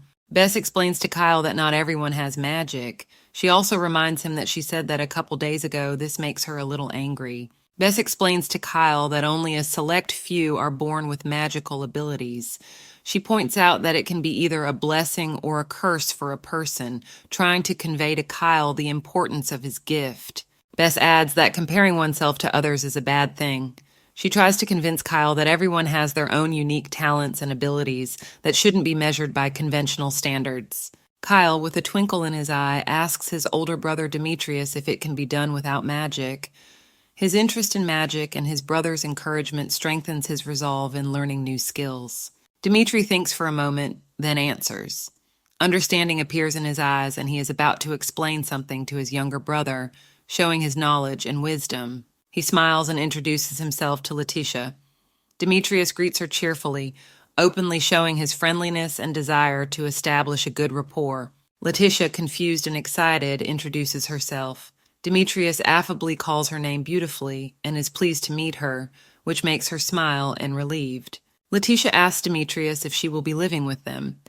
Demetrius confirms that she will stay for a few days, which pleases the girl and reinforces her sense of security. Cassius and Bess confirm that Letitia will likely stay with them. Kyle, Letitia, and Demetrius feel confident and calm, realizing that they are now one family. Demetrius, not disagreeing with his parents' decision, is happy to have a baby sister. His smile and sincerity make the atmosphere even more warm and cozy. He explains to Letitia that he only has 2 younger brothers, and he is very happy to have her. His words and smile make Letitia feel a sense of belonging and joy. Demetrius reassures Letitia that they will definitely get along. The girl confusedly agrees, realizing that her new older brother is kind and caring, which calms her anxiety. He offers to help Letitia with her studies if she is interested. His love of learning and desire to help others inspires Letitia, and Kyle is a little jealous, but realizes the importance of the gesture. Kyle cries out in frustration that he is not welcome and he can't take it anymore. His emotions are at an all-time high and he doesn't hold back his feelings, causing a stark contrast to his surroundings. Kyle's despair turns to anger and he runs away, shouting that he hates everyone around him, including his family. The adults standing by are confused and disturbed by his reaction. Letitia, watching the scene, senses how difficult it is for Kyle. She feels that perhaps she doesn't belong here either, and begins to question her actions and presence in this family. Cassius, noticing Letitia's anxiety, gently comforts her by stroking her head. His care and attention calms the girl somewhat, but the anxiety still remains. Cassius explains that Kyle is often jealous in the beginning, but eventually gets used to it. He may seem rude now, but he's actually a kind boy with whom they can find common ground. Bess Arden assures Letitia that she can refuse if she doesn't want to stay. Her words emphasize the importance of Letitia's comfort, showing that the girl's opinion matters. Bess continues by saying that she is willing to take Letitia anywhere if she wishes. Her sincerity and willingness to help touches Letitia, giving her a sense of security. Letitia rushes to assure that she likes Bess and the Duke. She confesses that she feels good here, despite her initial doubts and worries. Thinking back to her past life, Letitia reflects on the falseness of her former family. But even under these circumstances, she remembers the warm moments that kept her hopeful for the best. Letitia, accustomed to her surroundings, realizes that she has always had to adapt. She realizes that despite the hardships, she has learned to cope and move on with her life by taking on new challenges. Letitia, dreaming of a real family, remembers past times when she was surrounded by care and warmth. She looks at the wreath of flowers and realizes that her desire to be part of a real family is now even stronger. Sitting in the cold dungeon, Letitia reflects on her dreams. She realizes that her aspirations of finding a family may be too ambitious, but hope still burns in her heart, lighting up the gloomy room. Letitia realizes that she needs to leave this place before she bonds with new people. She looks at her hands and promises herself that she has the strength to take this step before it is too late. Bess, with tears in her eyes, tells Letitia that she is very precious to her. She also asks her not to let the girl upset her. Letitia, deep in thought, she stares into the distance, realizing how difficult it is for her to make a decision. Her inner conflict is tearing her apart, and every step becomes a test. Helen greets Letitia with kindness and hope. She hopes that Letitia will accept their family and be able to find her place here, feeling the care and love she has been missing. Letitia also greeted her with kindness. Her eyes were full of hope and expectation. Bess Arden announces that Helen will be taking care of Letitia from this day forward. Letitia looks at Helen with wonder and gratitude, realizing that she now has someone who will always be there for her. Bess decides to dye Letitia's hair, pondering whether red is the right color for her. It is important to her that Letitia feels comfortable and confident, and he is willing to support her in any changes. Bess Arden wonders if Letitia will be able to settle into their home. Her concern is obvious, but she is willing to do whatever it takes to make Letitia feel part of this family. Demetrius reassures Kyle, promising his mother to look into it. Bess Arden thanks him, expressing her feelings and concern for her son. In her eyes, you can see the worry and hope for a better future for their family. As she hugs Demetrius, Bess Arden feels grateful for his help. Demetrius, on the other hand, reminds her that it is his duty to take care of his younger brother. This moment strengthens the family bond and shows how important they are to each other. Bess Arden asks to cast a magic spell on Letitia to stabilize her powers. Her voice is full of concern as she wants to protect the girl and not let her magic get out of control. Cassius ponders Bess Arden's proposal. They discuss the possibility of using magic to keep Letitia's power under control so that she does not harm herself or others. Both are concerned about the situation. Letitia's power has not been fully explored, and this is causing everyone to be apprehensive. Cassius and Bess Arden decide that it is best to hide her abilities from those around her to avoid possible problems and trouble in the future. Bess Arden agrees that Letitia should not stand out until she grows up. She emphasizes the importance of taking care of the girl, including dyeing her hair to hide her true nature from prying eyes. Cassius warns that, despite all precautions, the day will come when their secret may be revealed. He expresses his concern and warns that it could happen suddenly and affect their entire lives. The Emperor will want to see Letitia sooner or later, and this causes Bess Arden to feel uneasy. She realizes that there is no way to avoid the meeting, and this pushes her to find solutions to protect the girl. Cassius realizes all the risks and supports Bess Arden. Together, they have made the decision to adopt Letitia, and now must be prepared for any consequences of this step, trying to protect her from all threats. In a moment of closeness and support, Cassius comforts Bess Arden by touching her head. Their determination to protect Letitia grows stronger despite all the difficulties and uncertainty of the future they will face together. Cassius and Bess Arden decide to make up a story for Letitia to protect her and keep her secret. Their faces express determination and affection for each other, and they are willing to do anything to keep Letitia safe. Bess Arden assures Cassius that even if O becomes mightier than the king, she is willing to keep the secret. Her gentle smile and the flowers around her emphasize her sincerity and confidence in their decision. In the sumptuous hall, Bess Arden thanks Cassius for his support. They embrace, surrounded by the splendor of the palace.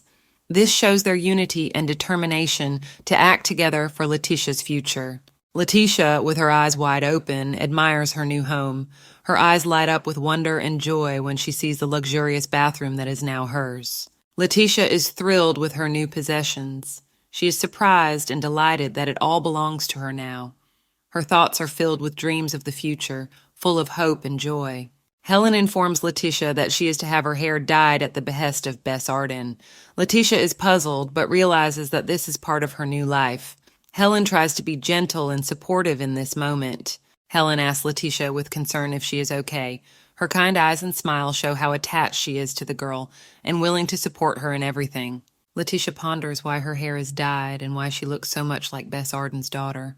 Her thoughts are full of doubts and questions, but she tries to understand and accept the new reality. Helen cheerfully explains that the hair dye is safe and will not harm Letitia. She assures the girl that in time she will get used to the process, as it will become part of her new life. Letitia sits in the warm bath, feeling relaxed and tired. The warmth of the water and Helen's caring hands help her to calm down and relax, sinking into sleepiness and peace. Letitia, sitting in the bathtub, notices her hair gradually turning red. Helen, surprised by the unusual hair color, notes that she hasn't seen anything like it in a long time. Letitia is confused and asks if this is really the case. Helen confirms that the last time she saw hair like that was 8 years ago. Time has passed, and now that color is rare. Letitia is stunned by this fact and wonders what it could mean. Letitia notices that her new hair color is recorded in the history of the royal family. She reads about it in an old book and realizes that her hair is significant in the context of the family and its history. Letitia reflects on the fact that Helen was an 8-year-old girl the last time she saw such a thing. This makes her realize how ancient this history is and what significance it may have for her own future. Helen, realizing how surprised and excited Letitia is, reassures her, promising that the Archduchess will tell her the whole story later. Helen expresses her joy and relief that everything is finally becoming clear. Letitia, lying in the bath, realizes that her new hair color has a connection to the royal family. She begins to realize that her recoloring is significant and possibly connected to her past and future. Letitia realizes that she knows nothing about herself or her past. Thoughts of her unknown origins and the mysterious events surrounding her life fill her head, causing anxiety and worry. Letitia comes to believe that Bess Arden may know more about her past than she does. She begins to suspect that her new family is hiding something important about her true identity and her place in this world. Cassius also finds himself aware of the secrets surrounding Letitia.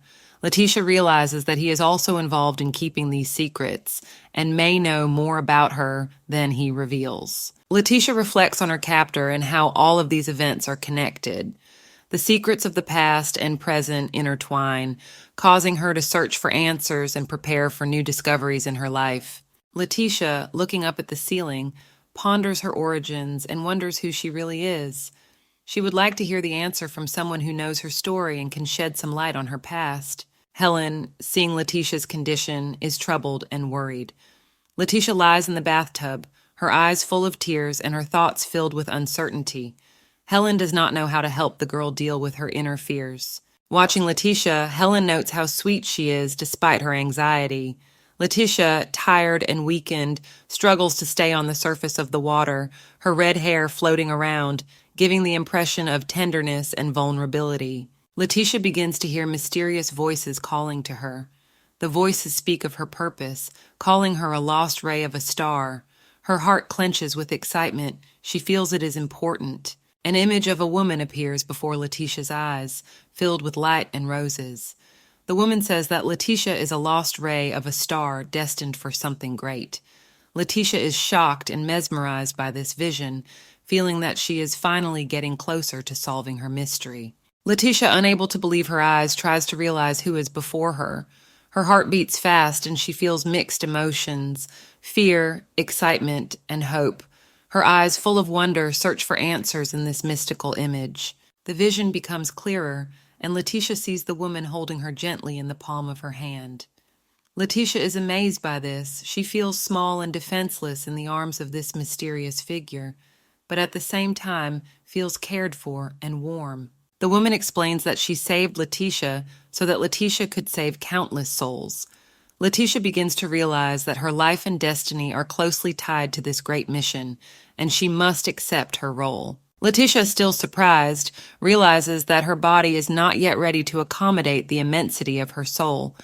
The woman reassures her, explaining that because of this, Letitia has been able to escape the darkness and find the light. Letitia accepts her destiny, feeling her heart fill with strength and determination.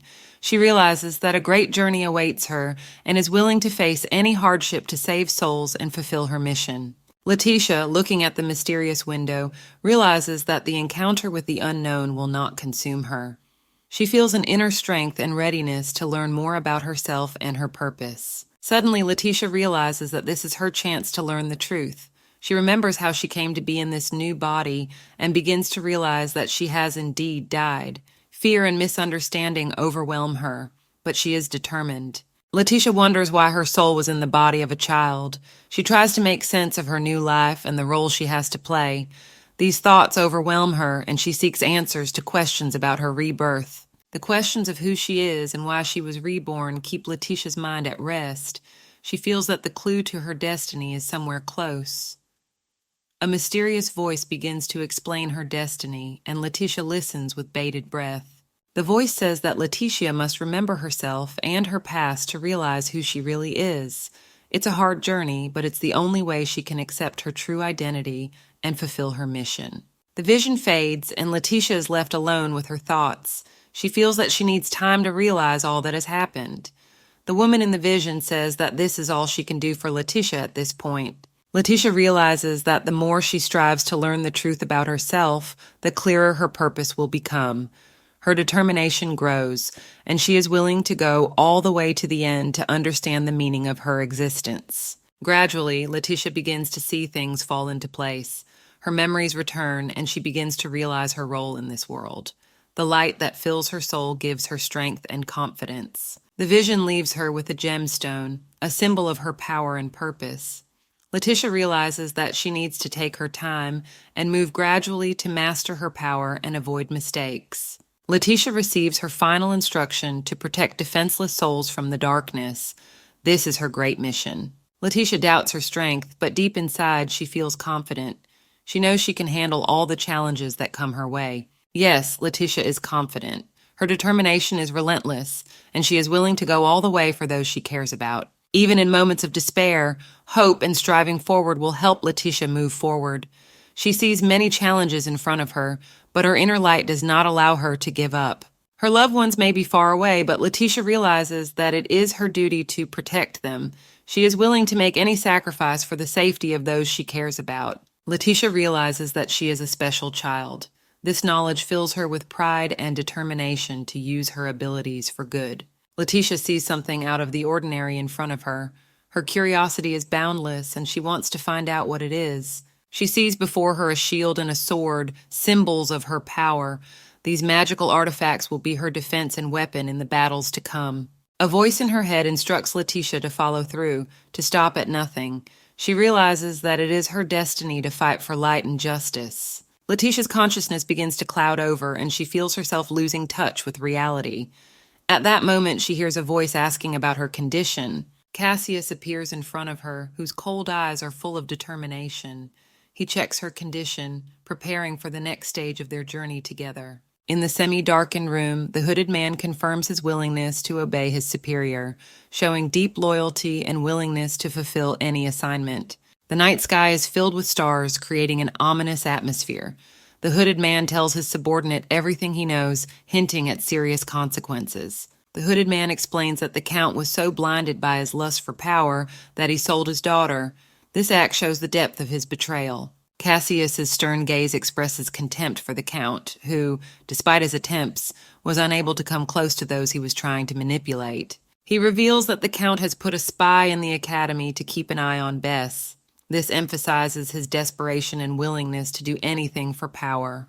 The spy, after receiving important information about the location of the meteor egg, reported to the Count that there was a child at the academy who could change the balance of power. The Count, in his quest for power, decides to use this information for his own ends, and his plan includes devious schemes involving the child. Meanwhile, his enemies plan to kidnap the child, hoping to gain an advantage in their scheming and operate in the night to avoid attention. After a brutal struggle and manipulation, the deaths of the Count and the spy are made to look like accidents, removing them from the path and concealing their true motives. Finally, the hooded man thanks Cassius for a brilliantly executed plan, assuring him that his enemies will not appear again and peace is restored.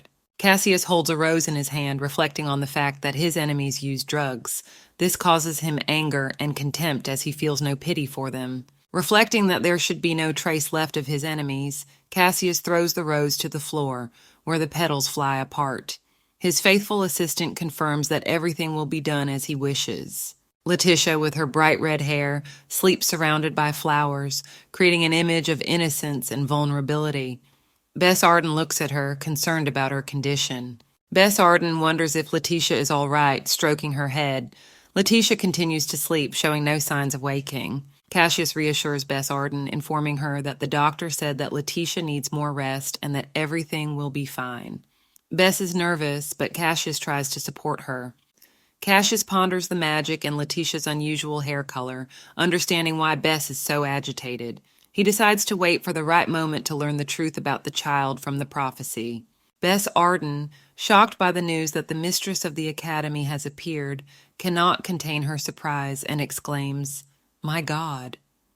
The situation becomes more and more confusing. Bess Arden smiles as she promises to look after Letitia and expresses her joy at Cassius entrusting her with this important task. She is happy and willing to help. Letitia suddenly wakes up and screams, drawing the attention of everyone around her. Her eyes are wide with surprise, and she looks frightened and confused. Cassius, surprised by Letitia's scream, looks at her in bewilderment. His eyes are full of questions, and he is trying to figure out what has caused such a violent reaction. Cassius looks at Letitia and wonders what happened to her. He suggests that the girl might have been scared or something else. Cassius calmly explains to Letitia that she was holding his hand because she was sleeping restlessly. This calms the girl down a bit. Letitia is confused. She doesn't understand what's going on. She becomes embarrassed and apologizes for her behavior, though Cassius says it is unnecessary. Cassius assures Letitia that Bess will be here soon to support the girl. Letitia agrees and tries to calm herself as she sits on the bed. Cassius notices something in Letitia's hand and wonders what it is. His attention to detail has always been important. Letitia looks fearfully at the glowing object in her hand. Her face expresses shock and bewilderment. She doesn't understand where she got the object from. Letitia, in a panic, begins to make excuses that she didn't steal anything. Cassius, trying to calm the girl, asks her to show him what she has found. Cassius carefully examines the object she found and realizes that it is a control stone. He asks Letitia where she got it. Letitia, in desperation, assures Cassius that she didn't take anything and tells him that she received the stone in a dream from a woman. Letitia's words about the dream and the woman raise even more questions for Cassius. He tries to make sense of the situation and figure out what is really going on. Letitia looks at Cassius with hope that he finally believes her words. Her heart sinks as she waits for his answer. Cassius, still doubting, promises to test the stone and return it to Letitia. His gaze is determined to find out the truth. At that moment, Kyle bursts into the room with indignation and anger on his face, causing tension with his presence. Demetrius gently reminds Kyle that the girl has a name, Letitia, but Kyle still remains hostile. Kyle stubbornly states that he will never call the girl Letitia, expressing his intransigence and determination. Letitia, sitting on the bed, calmly replies that she doesn't really care what she'll be called, remaining calm and dignified. Demetrius asks Letitia's permission to enter with a kind smile, creating an atmosphere of warmth and caring. Letitia happily agrees, her eyes shining with happiness when she sees the kind Demetrius with the tray. Cassius, maintaining a stern look, reminds Kyle that he has already eaten 3 cookies, showing his concern for order. Kyle, angered by the accusation, tries to justify himself by claiming that it was Letitia who ate more cookies. His hot temper and emotionality is shown in all its glory. Cassius, leaving the room, wished for merriment until the evening. His figure disappeared out the door, leaving the others in thoughtfulness. Kyle, still unsettled, continued to be indignant.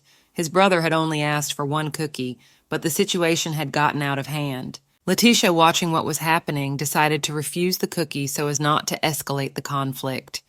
Her eyes expressed regret. Kyle, surprised by the refusal, eagerly wondered if Letitia would really give him the cookies. His surprise was genuine. Letitia, respectfully addressing Demetrius, states that she will not eat his cookies. Her voice was full of determination. Demetrius, realizing the absurdity of the situation, tries to persuade Letitia to keep the cookies. But Letitia continues to refuse, showing her steadfastness. The cookies fall to the floor, causing confusion for Kyle. He looks at Letitia confused, not realizing what is going on. Shouts of hatred erupt outside, echoing off the walls of the house. The situation inside becomes even more tense. At dinner, Bess, watching Kyle, notices his distraught face. She tries to ignore what is happening so as not to attract attention. Demetrius, looking around, notices that everyone except Kyle is happy to see Letitia present. He looks at everyone thoughtfully, trying to understand the reasons for this attitude. Cassius looks sternly at the boy at the table, Kyle. He tells his son not to talk at the table. Kyle gets up from the table with a tense expression on his face. Letitia watches him with consternation. Kyle begins to say that Letitia has no magical powers and is not of their kind. The girl's eyes are filled with fear and despair. Bess looks away in surprise. She wonders if her mother is of magical lineage. Cassius objects that the mother is different. Riley's little boy, smiling and with big eyes, holds a bowl and tries to say something. Bess says he likes Bess. Kyle runs out of the room with a look of anger on his face. At the end, he yells that he hates everyone. Bess sits at the table and covers her mouth with her hand, surprised. She is amazed that the boy is constantly running away. Letitia looks forward in silence, a look of surprise and incomprehension on her face. In her mind, she is pondering why things are the way they are. Suddenly, Letitia runs off somewhere abruptly. Bess is surprised and asks where the girl could have run away so abruptly. Letitia replies that she's going to Kyle's. The girl wants to make up with Kyle and accept the reason for his offense. Letitia notices Demetrius at a table in a luxurious room and wonders when he will return. Bess tries to reassure her, telling her not to pay attention to his behavior. He's always like this. Letitia happily says that everything will be fine and that she and Kyle get along well together, her eyes shining with happiness and tenderness. Kyle, sitting on the floor, is immersed in his thoughts, his sadness overwhelming him. Memories of the past make him feel lonely despite Letitia's care. Kyle yells at Letitia, demanding an explanation as to why she has come. Her presence causes him a storm of emotions he can't handle. Letitia feels unwanted and is sad that Kyle is reacting to her in this way. He says he hates her and asks her to leave, her heart breaking. Letitia assures Kyle that she is not going to take away his cookies or his precious family. Her gaze is full of tenderness and understanding. Kyle and Letitia sit side by side, both immersed in thought. Letitia explains that none of this is all hers and that she's not claiming to be his. She just wants to be there for him. Letitia realizes that she was taken into the family out of pity. She is sad about this, her eyes full of sadness and realization of her position in the house. Letitia looks at the family portrait and realizes that although she lives in this house, she is not part of this family. She feels like an outsider, like Helen and the rest of the staff. Kyle is surprised by Letitia's words that she won't be taking his place. He wants to believe her, and there is hope and curiosity in his eyes. Letitia feels inadequate to be here. She remembers how Bess and Archduke Cassius cared for her and wonders if they love Kyle more. Her eyes are filled with doubt. Kyle assures Letitia that Bess and Cassius certainly love him, since they are his parents. He says this with a certainty that causes Letitia to have mixed feelings. Letitia reflects on the nature of family. For her, family is something complex. It is not just a relationship that can be made at will. She feels the weight of these thoughts in her heart. Letitia decides that she wants to be friends with Kyle. Her desire is sincere. She is eager to build a relationship and be a part of this family despite all the hardships. Letitia confesses to Kyle that she wants to be friends with him. She worries that Bess and Demetrius are worried about her feelings. She fears that Kyle hates her. Kyle decides to give Letitia a chance. He wants to test her sincerity and offers her a chance to show that she really wants to be his friend. Letitia is surprised but is willing to give it a try. Letitia feels anxious but decides to accept Kyle's offer. He promises that if she does well, she will become his 1,202,3rd friend. Her heart fills with hope. Letitia agrees to give it a try. Her determination is undiminished. She believes she can prove her sincerity to Kyle. Kyle admires her perseverance and is willing to give her a chance. Bess discusses the conversation the kids had last night. She asks if they had a good chat, and Kyle responds by affectionately calling her Mom. At lunch, Kyle says Letitia has something to say. Bess reminds everyone that she has a name, Letitia. This statement solidifies her place in the family, giving her confidence. Bess turns to Letitia with a smile, wondering what she had to say to her. Her gentle expression creates an atmosphere of trust and warmth. Letitia feels supported and cared for. Letitia is confused. She starts to speak but cannot gather her thoughts. Her excitement is evident on her face. She tries to find the right words to express her feelings and thoughts. Letitia gathers her courage and confesses that she wants a puppy. Her face is red with excitement. She is afraid of being misunderstood, but she dares to voice her desire, her voice trembling. Cassius, hearing Letitia's confession, freezes with his fork in his hand. His expression remains calm, but his eyes read surprise and thought. He assesses the situation and ponders her words. Kyle sits at the table, his name called out in surprise. He tenses, not knowing what will happen next, his face expressing wariness and anticipation. The situation escalates, and everyone waits for the adults to react. Bess calmly reminds Kyle of the importance of not taking things lightly. Her words are admonishing, trying to convey to him the importance of responsibility and a serious approach to life. Kyle resents why he's being reprimanded and not Letitia. His face expresses resentment and bewilderment. He feels the injustice. His voice trembles with excitement. Kyle goes on to explain that this applies to coercion as well. His face remains serious. He is trying to get his point across, showing that he understands the issue and feels responsible. Letitia suddenly realizes that she did not expect this turn of events. She reflects on her actions and responsibility. Her eyes express surprise and thoughtfulness. She realizes that everything is not so simple. Bess reminds her of the need to take responsibility and not to fool around. Her voice is stern but instructive. She wants the children to understand the importance of her words and to grow up to be responsible people. Bess talks about how trying to achieve something at the expense of others is wrong. Her stern look shows that she takes this topic seriously, reminding everyone of the importance of fairness and honesty. Kyle hears Bess's admonishment and realizes that it would be hard to expect anything good from him after such an act. His eyes full of regret, he realizes his mistake and feels guilty for his actions. Kyle asks Letitia for help. His face expresses despair and hope that Letitia will help him make things right. Her face reflects confusion, but she is willing to support her friend. Letitia's mind echoes Kyle's words. His face expresses determination. She realizes that she must help him despite the difficulties. She is willing to act for the sake of friendship. Letitia apologizes to Kyle for what happened. Her words are sincere. She wants to make things right and restore peace between them. Her heart is filled with sympathy. Kyle, upon hearing the apology, exclaims that he hates Letitia. His anger and pain are expressed on his face. He can't contain his emotions. They overwhelm him, making him scream. Demetrius wanders around the library looking for an important book. His gaze is focused, he scrutinizes the shelves, hoping to find what he needs.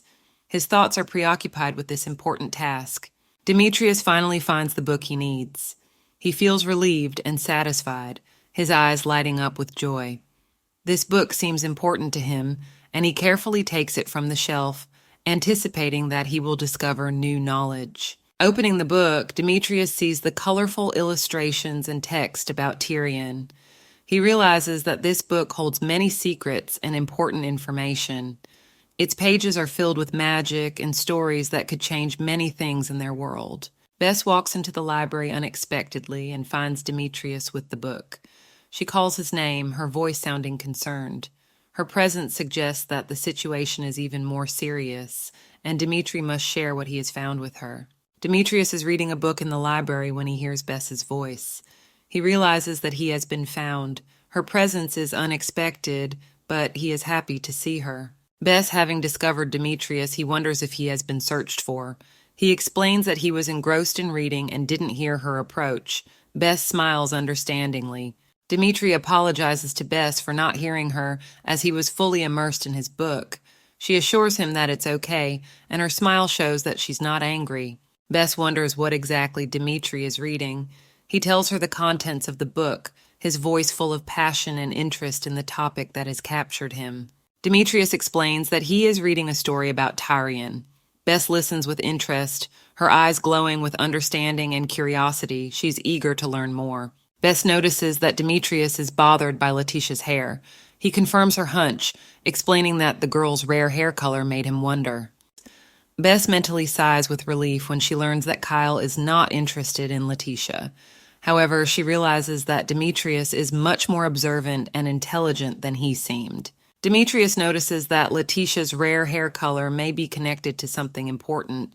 He decides to find out more and digs deeper into history to find answers to his questions. Demetrius thinks that Letitia didn't come here by accident, that her presence has a definite purpose.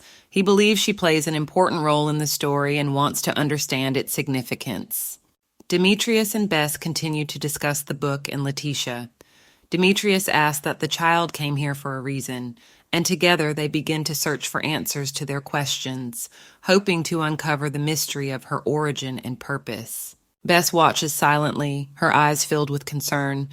She realizes that the situation requires her intervention, but she doesn't know how to do the right thing to avoid making the situation worse. Demetrius realizes that Bess brought Letitia here without warning, and it has caused quite a few problems.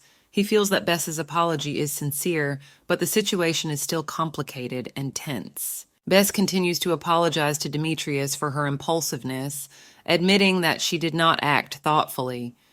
Dimitri listens to her carefully, realizing that despite everything, a way out of this situation must be found. Despite Bess's efforts, Kyle treats Letitia with distrust and even contempt. He does not understand why she is here and expresses his displeasure with loud cries, which causes even more tension in the family. Demetrius feels that Bess and Letitia have no other choice, and he needs to accept the situation. He realizes that he needs to find a way to live in peace and harmony despite all the difficulties and misunderstandings. Dimitri remains faithful to his mother and her decisions, realizing that the appearance of Letitia in their lives will not change anything drastically.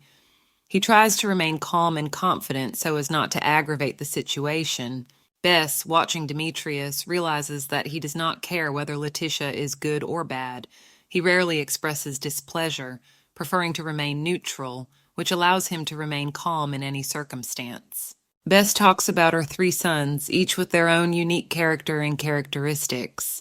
She realizes that each of them is special, and this makes their family diverse and interesting. Demetrius stands out among his brothers for his special qualities.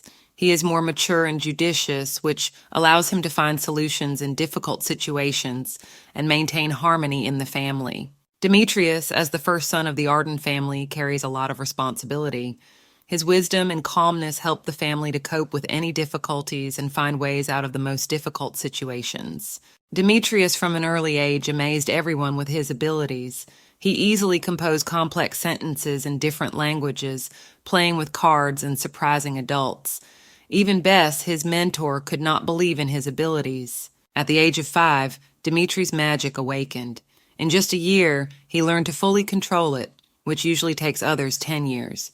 His achievements never ceased to amaze everyone around him. Thanks to his outstanding abilities, Dmitri entered the academy before the proper age. Despite his youth, he quickly took first place among the freshmen, showing brilliant results in his studies. By the age of 10, Dmitri was labeled a genius. He was recognized as one of the most talented children in the country. His successes became known not only in the academy, but also far beyond its borders. Many believe that Demetrius Arden deserved such honors. His tenacity and talents admired everyone who knew his story. He was a true role model. However, despite all his success, his mother was worried. She noticed that Demetrius almost never smiled. She was concerned that her child was not experiencing the joy he deserved. Dmitri understood the structure of the world much better than his peers. Such trifles as ordinary children's entertainment he was not interested in. He strived for more, for something more meaningful. For Demetrius, the world was divided into 3 parts: position, wealth, power, and interpersonal relationships. He strived to learn all of these aspects and become better at each of them. Demetrius wanted to be like those he respected. He strived for excellence, and his goal was to become an example for others. Respect and empathy were important qualities to him. Caring and empathy for the younger ones was no exception.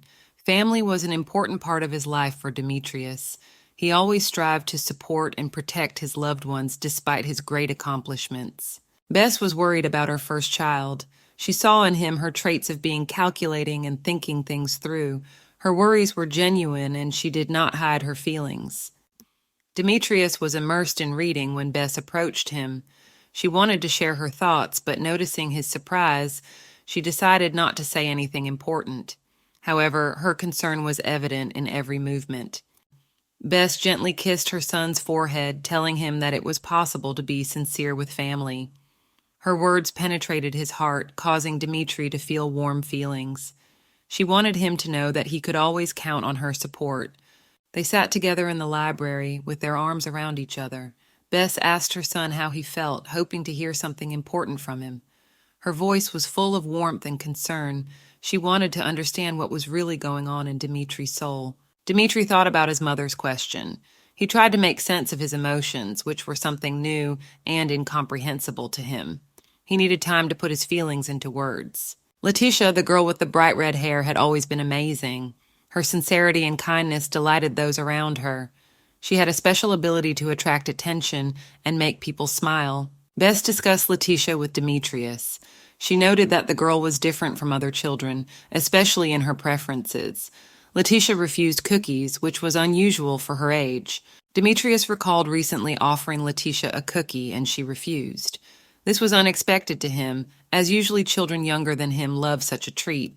Her action made him think. Demetrius realized that Letitia was different not only externally, but internally as well. It was the first time a child younger than him had made concessions. It caused him to have new feelings and thoughts of understanding. Letitia tried to please everyone in the family, especially Kyle and Demetrius. Her efforts did not go unnoticed. Her smile and kindness made her a favorite, eliciting genuine sympathy from everyone around her. Demetrius held the book in his hands, reflecting on Letitia's behavior. He realized that her actions were uncharacteristic of children her age. Bess watched her son carefully, realizing his surprise. They discussed Letitia, comparing her to a peach. Bess wondered if all girls were like that, but Demetrius, who had not paid attention to such things before, wondered. It piqued his curiosity. Bess and Demetrius pondered the question. She was puzzled, and he was immersed in his thoughts. Their reflections helped them better understand Letitia and her actions, revealing new facets of her character. Bess remarked that Letitia, who looked like a peach, looked beautiful. Demetrius agreed, despite his reticence. They enjoyed the moment, sitting together in the library, discussing the girl. Bess suggested that Demetrius ask Letitia why she was so cute. It was an interesting way to better understand her character and motives. Demetrius pondered the question, trying to find the right approach. Demetrius pondered on the best way to ask the question. He realized that a sudden question might look strange, but it was important for him to learn more about Letitia and her inner world. He pondered how best to ask it so it wouldn't look weird. Dmitri doesn't want to suddenly ask that question. Bess was surprised at her son's shyness. Her thoughts were full of tenderness and concern. She realized that Dmitri had not yet realized his feelings and needed support to sort himself out. Bess hugged Dmitri as she pondered why the men in their home did not realize their feelings. She was full of love and pride for her son, trying to give him everything he needed to grow personally. Letitia, sitting on her bed, said that the nightly anxieties were temporary. Her kindness and empathy always helped those around her, making her special. She believed that everything would get better soon and supported everyone with her optimism. The evening silence is broken by the affectionate voice of Helen, who comes to Letitia with a candle in her hands, reminding her of bedtime. Letitia, immersed in her thoughts, wonders if it is already bedtime. The gentle light of the candle warms them both, creating an atmosphere of comfort and peace. Helen smiles softly at Letitia, assuring her that children need to follow a sleep schedule. She wishes the girl good dreams and promises to see her tomorrow. Letitia, though a little sad, realizes that it is time to rest. Letitia is left alone in her large but deserted bedroom. She is surrounded by a darkness that seems oppressive to her. The girl stares longingly at the ceiling, reflecting on her fears and the feeling of being alone in this huge house. Trying to calm herself down, Letitia convinces herself that everything is fine, it's not dangerous, and it's very spacious. She covers herself with the blanket, feeling her body gradually relax. The warmth of the blanket brings her some comfort. The first sheep has already crossed the imaginary line, followed by the second. The monotonous process lulls Letitia a little, but her thoughts continue to wander, preventing her from fully relaxing. The sheep move slowly, and she tries to concentrate on counting them. The number of sheep grows, and Letitia has already counted over 500. Her head becomes heavy, and her eyes begin to close. Gradually, the sheep fill her mind, and Letitia finally falls into a deep sleep. Letitia wakes up to a sudden noise, surrounded by many sheep in her dream. She slowly opens her eyes and is surprised that she slept until noon. The feeling of reality and dream mix, and the girl tries to understand what has happened. Realizing that it is too late to call anyone, Letitia still decides to call her nanny Helen. She convinces herself that nothing terrible will happen if she asks her to stay by her side. After all, Helen has always been her protector and friend. For a 5-year-old, the fear of sleeping alone at night is normal. Letitia tries to overcome her fears and rings the bell to summon someone. She realizes that in times like these, it is important not to be alone and to seek support from loved ones. Letitia makes the decision to call someone. Her soul is filled with fear and misunderstanding. Letitia looks in the distance, clearly surprised. She has just heard something important and about what Mark said. Letitia tries to understand what it is about. The maids standing at the door are clearly agitated and talking quietly about Letitia. Letitia sits up in bed in the middle of the night, her hair glowing in the dark. She is compared to a tumbleweed that moves and changes everything around her. Her thoughts are jumbled. She hears questions about her master's face. The girl gets nervous because it could all be about her. 2 maids are discussing the unusual behavior of the young master. When he began to cry, he was immediately calmed down, which is completely uncharacteristic of him. One of them notes that this behavior has never occurred before. One maid tries to calm the other, explaining that Mark has a habit of saying rash things. However, the other argues that what he is saying is true. They are concerned about the oddities going on in the house and try to figure out what is really going on. The maid continues to speculate about the origin of the child of unknown origin. She wonders if the girl is the master's illegitimate daughter. The other maid resents such speculation, saying that it is only Mark's theory. Letitia, looking out of the window, ponders the people who appear unexpectedly in their house. She does not know what to expect from them, and often such guests tend to stay in comfort despite their unwelcome status. Her thoughts are filled with anxiety and distrust. The maid's conversation continues, arguing and fearing that someone will hear them. One of them panics, fearing the consequences of her words. The other tries to calm her down, reassuring her that no one will hear and that they have said nothing wrong. Letitia lies in bed, covered with a blanket, and stares into the darkness with obvious anxiety. Her thoughts of the night's conversation and the events that took place keep her awake. Eventually she calms down, realizing that everyone has left and she is now alone with her thoughts. Letitia, a little girl with red hair, lay in her bed in a room filled with luxury and an eerie silence. She tried to convince herself that everything would be all right. After all, she was no longer a child and would only be able to spend one night here. Suddenly, Letitia felt fear fill her heart. She realized that she couldn't cope with the terror that was coming over her. Panic gripped her, and she felt the darkness engulfing her. In desperation, Letitia jumped out of bed, her steps swift and determined. She decided that she would not stay in this room another minute. Letitia reached for the massive doors, trying to open them. She knew that her fears were heightened by the lack of windows in the room, creating an enclosed space filled with fear. She cautiously opened the door and looked out. Her eyes glistened with tears, but she continued to fight her fears, trying not to lose hope. Letitia went to the window and tried to convince herself that everything was going to be okay. She kept telling herself that she was fine, despite her inner fears and worries. Her gaze was directed out the window, and she remembered the song she had sung before bed to the sound of the music box. These memories warmed her heart. She remembered the melody and words of the song that came to her randomly. The words evoked a sense of peace and hope in her soul. Letitia once again saw the dancing doll on a spring in her mind, imagining its funny dance. The last words of the song reminded Letitia that the darkness was dissipating and light was embracing them. She felt the moonlight comforting her, giving her peace of mind and confidence that she could handle all the fears and terrors of the night. Letitia, comforting herself, hums a song, trying to drown out her fears. There is confidence in her voice, and she tries to convince herself that there is nothing to be afraid of. The gentle melody and memories of her mother give her strength. Looking out the window, Letitia enjoys the view of the night sky, full of stars and moonlight. She is silent, her thoughts filled with memories and hopes.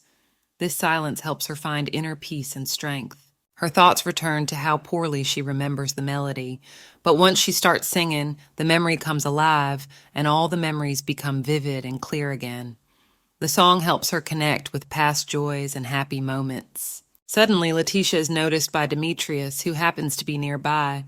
He is surprised by her presence and asks what she is doing here. His appearance brings her a sense of security. She turns to see him and unexpectedly meets his gaze. Letitia feels a little confused, but at the same time glad to have Demetrius around. She says his name with surprise and joy. Demetrius, seeing her fear, asks if it has to do with her fear of the dark.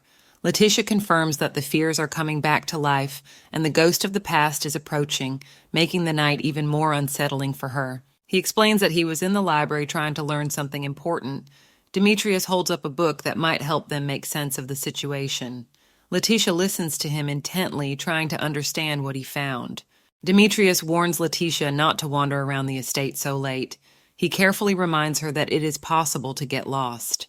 His words are full of worry and concern for her safety. Letitia sits pensive, her thoughts filled with doubts and fears.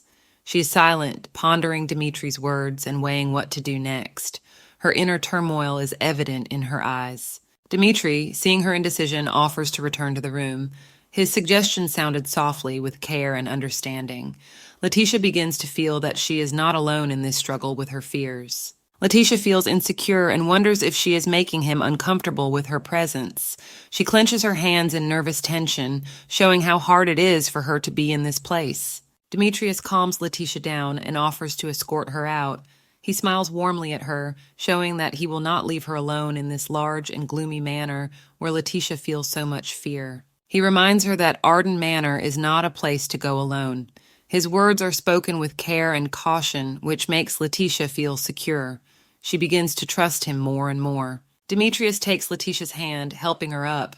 He tells her that the estate is haunted, which scares her even more, but at the same time, his reassurance helps Letitia deal with her anxiety. Letitia gets even more frightened after hearing this, but Demetrius remains calm. He says that many people have seen the ghost, and his calmness in this situation gives her mixed feelings. Even Kyler, who is usually mean and bold, doesn't walk around here at night. This scares Letitia even more, but Demetrius stays close by, reassuring her with his presence and confident smile. Letitia notices that Demetrius is not afraid of ghosts. He leads her through the corridors of the manor, and his calmness begins to transfer to her, though there is still anxiety within her. Dimitri explains that ghosts can't hurt them. Humans are far scarier than any ghosts. His words help Letitia calm down a bit and feel safe. He offers to stay with her until she falls asleep. Demetrius says he was looking for a place to read books, and his offer sounds like care and support, which helps Letitia feel less lonely. Letitia happily agrees, her eyes glowing with happiness. She smiles at Demetrius, feeling grateful and relieved to have him around, knowing that her fears are not as bad now. Letitia thought about Dimitri, about his love of books and learning. The thought brought her some peace of mind, for she realized that he could be a protector for her as well as a mentor. Demetrius affirmed his love of books with a warm smile. His joy in talking to Letitia was genuine, and it lifted her spirits, giving her confidence in the future. Letitia was amazed at how he understood her thoughts and asked if he had magic. Her imagination ran wild, and she felt mixed feelings of surprise and delight. Dimitri explained that it wasn't magic, but his ability to read facial expressions. Letitia was perplexed trying to figure out how he did it, and his words about her expressive face made her wonder. She began to think about the magic Dimitri could have, marveling at his skills. Letitia was becoming more and more convinced that she had a real wizard by her side, albeit without magic. Dimitri assured Letitia that she would understand everything in time. His confidence and calmness had a calming effect on her, and she felt her fears slowly receding. Letitia wondered why she kept calling him Demetrius, thinking that he had become closer to her than just an acquaintance. His presence brought her a sense of security. She quietly said calling him the younger Arden, realizing that he was indeed part of the Arden family. His support and care made her feel grateful and affectionate. The Arden family appeared before her eyes: Cassius Arden, Bess Arden, Demetrius Arden, Kyle Arden, and Riley Arden. Thoughts of them filled her with warmth and comfort. Letitia realized that she would soon be a part of this family. She lay in bed realizing how her life would change. These thoughts calmed her, allowing her to forget her fears and worries. Letitia lies in bed thinking about Dimitri's suggestion to call him by a different name. She feels a little embarrassed, but at the same time she's pleased that he wants to get closer. She looks at him and calls him brother. Demetrius smiles and agrees, happy that such a warm bond has been formed between them. Letitia feels relieved. Dimitri asks Letitia to call him that always, explaining that it will be much nicer for him. He expressed his joy at this new address with a smile. When Letitia felt more relaxed, he reminded her that it was late and time to close her eyes. He promised to stay by her side until she fell asleep so she wouldn't be afraid. Letitia, lying in bed, felt protected and peaceful. She knew Demetrius would be there for her, and his presence brought her peace of mind.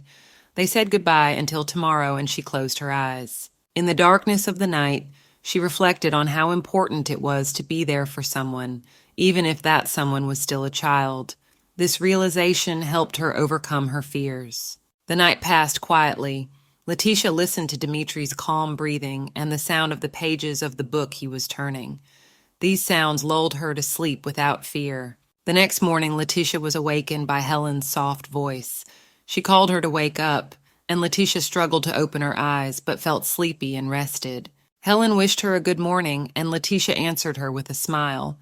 Their morning ritual was full of care and warmth that made each day special. Helen showed Letitia her dress for today, and the girl looked at it with admiration. She was excited about the new opportunities and adventures that lay ahead, feeling the support and love of the Arden family.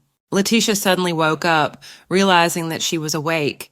Her red hair is scattered over her shoulders, and her blue eyes look around the room, filled with morning light with wonder. Her thoughts clear, she recalls the events of the past day and begins to realize her reality. The mirror reflects her image, and Helen suggests they go to breakfast. Letitia, dressed in a beautiful dress with a floral pattern, happily agrees, preparing to start a new day. Her face glows with happiness and anticipation of what fate will bring her today. Letitia hurries over to Cassius with a greeting. She happily runs up to him in the luxurious hall, where high ceilings and carved details give the room grandeur. The happiness of the encounter is reflected in her eyes, despite Cassius's slightly embarrassed look. Kyle cheerfully greets his father from the morning, his loud voice echoing around the room. Dressed in a yellow shirt, he looks like he's ready for a new adventure. His enthusiasm energizes everyone around him with positivity. Demetrius, seated at the table, looks at Kyle and Letitia with a smile. Ko motions for Letitia to move to another seat so that everyone can be seated comfortably. The family gathers together for the morning meal.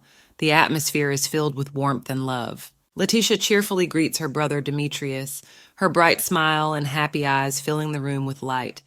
They exchange morning greetings, and you can feel the strong bond and care for each other in their conversation. Demetrius, standing next to her, greets Letitia with warmth and care. His soft voice and kind gaze soothes the children, creating an atmosphere of comfort and family harmony.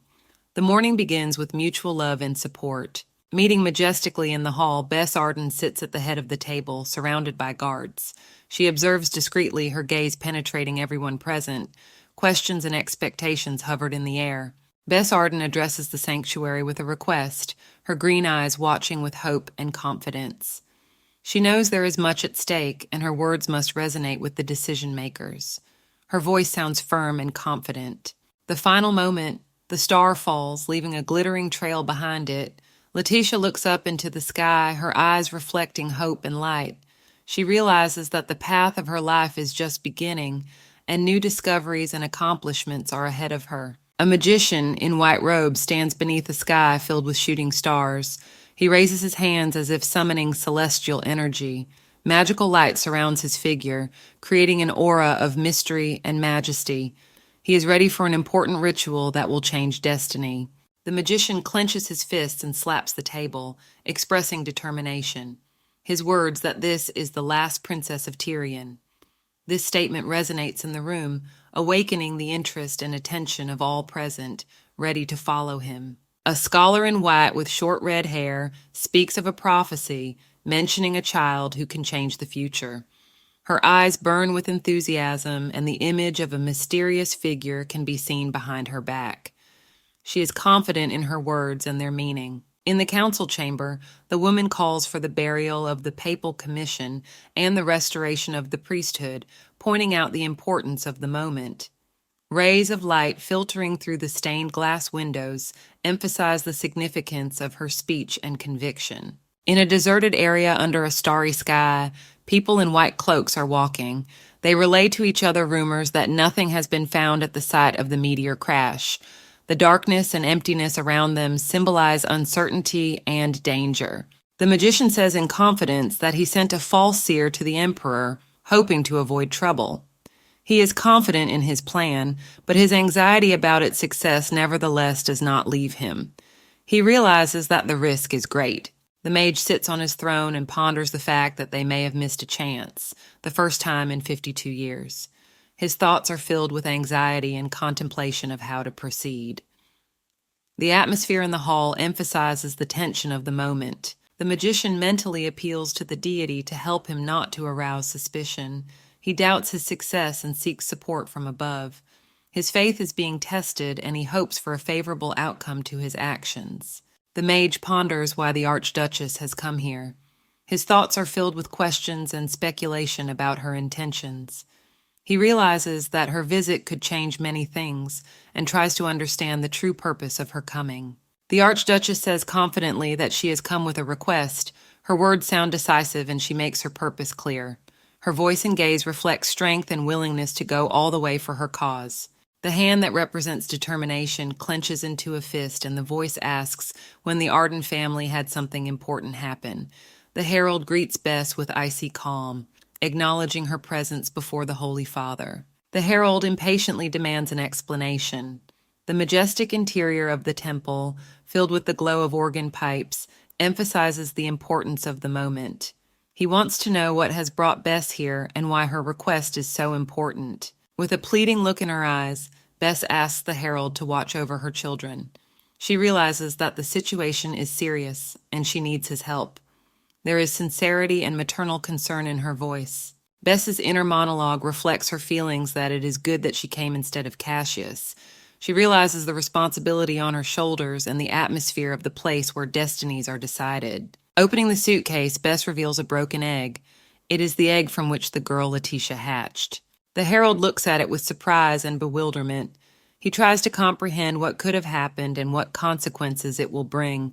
His gaze is full of questions and concerns. Bess ponders that she was admitted here because of the color of her hair, despite being a member of the Arden family. She realizes that appearances have played a part, but the true purpose of her visit is much deeper.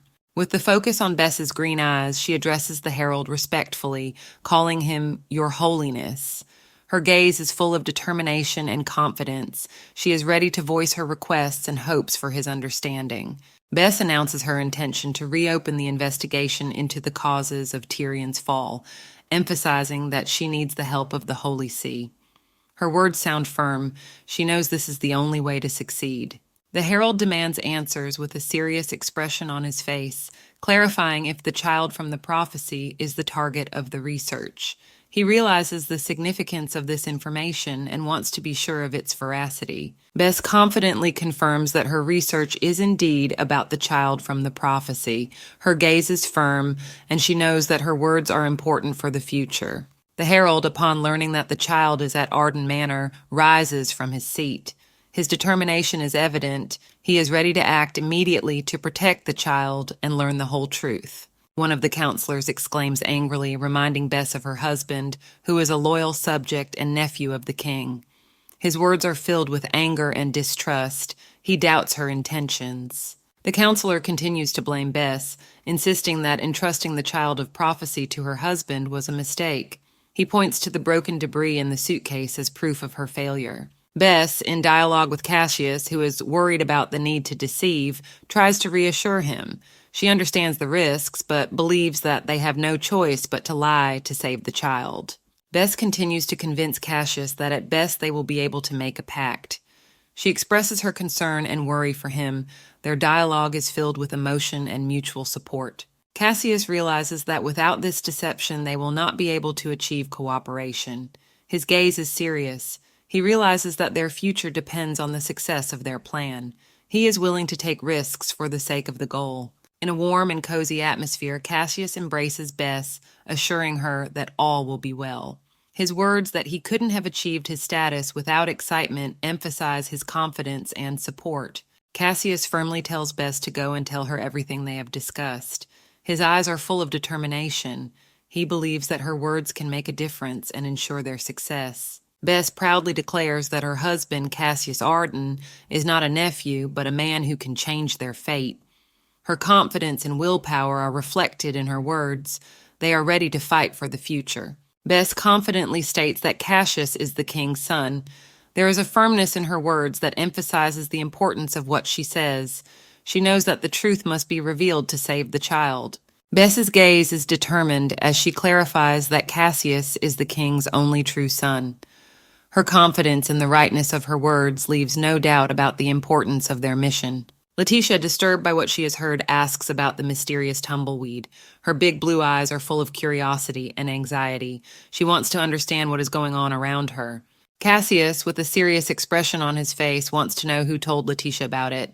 His eyes are determined to protect the little girl from any threats and find out the truth. Letitia is confused and tries to explain, but her words get stuck in her throat.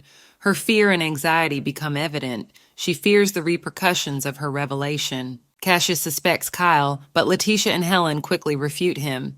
Helen reassures Letitia, assuring her that those responsible will be found and punished, and she has nothing to worry about.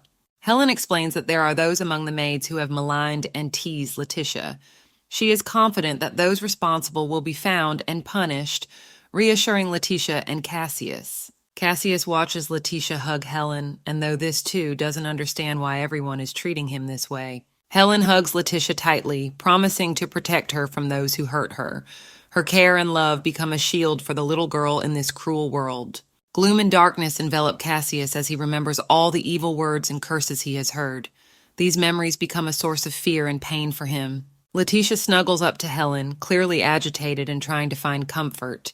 She listens anxiously as Helen assures her that all is well, despite her worries about what might be wrong.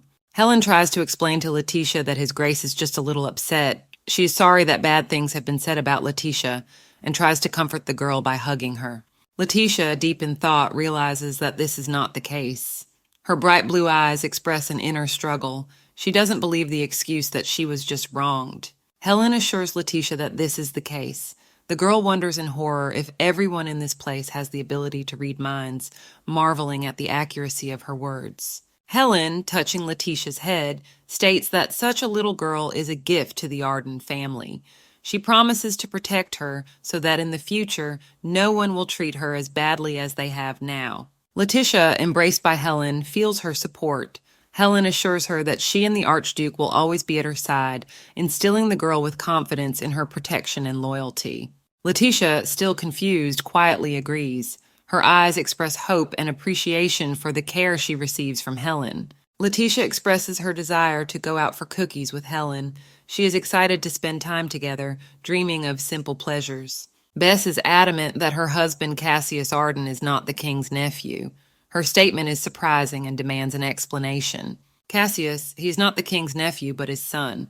This gives new meaning to the situation, revealing important details about his origins. The Council of St. Father Harold is in silence, reflecting on what they have just heard.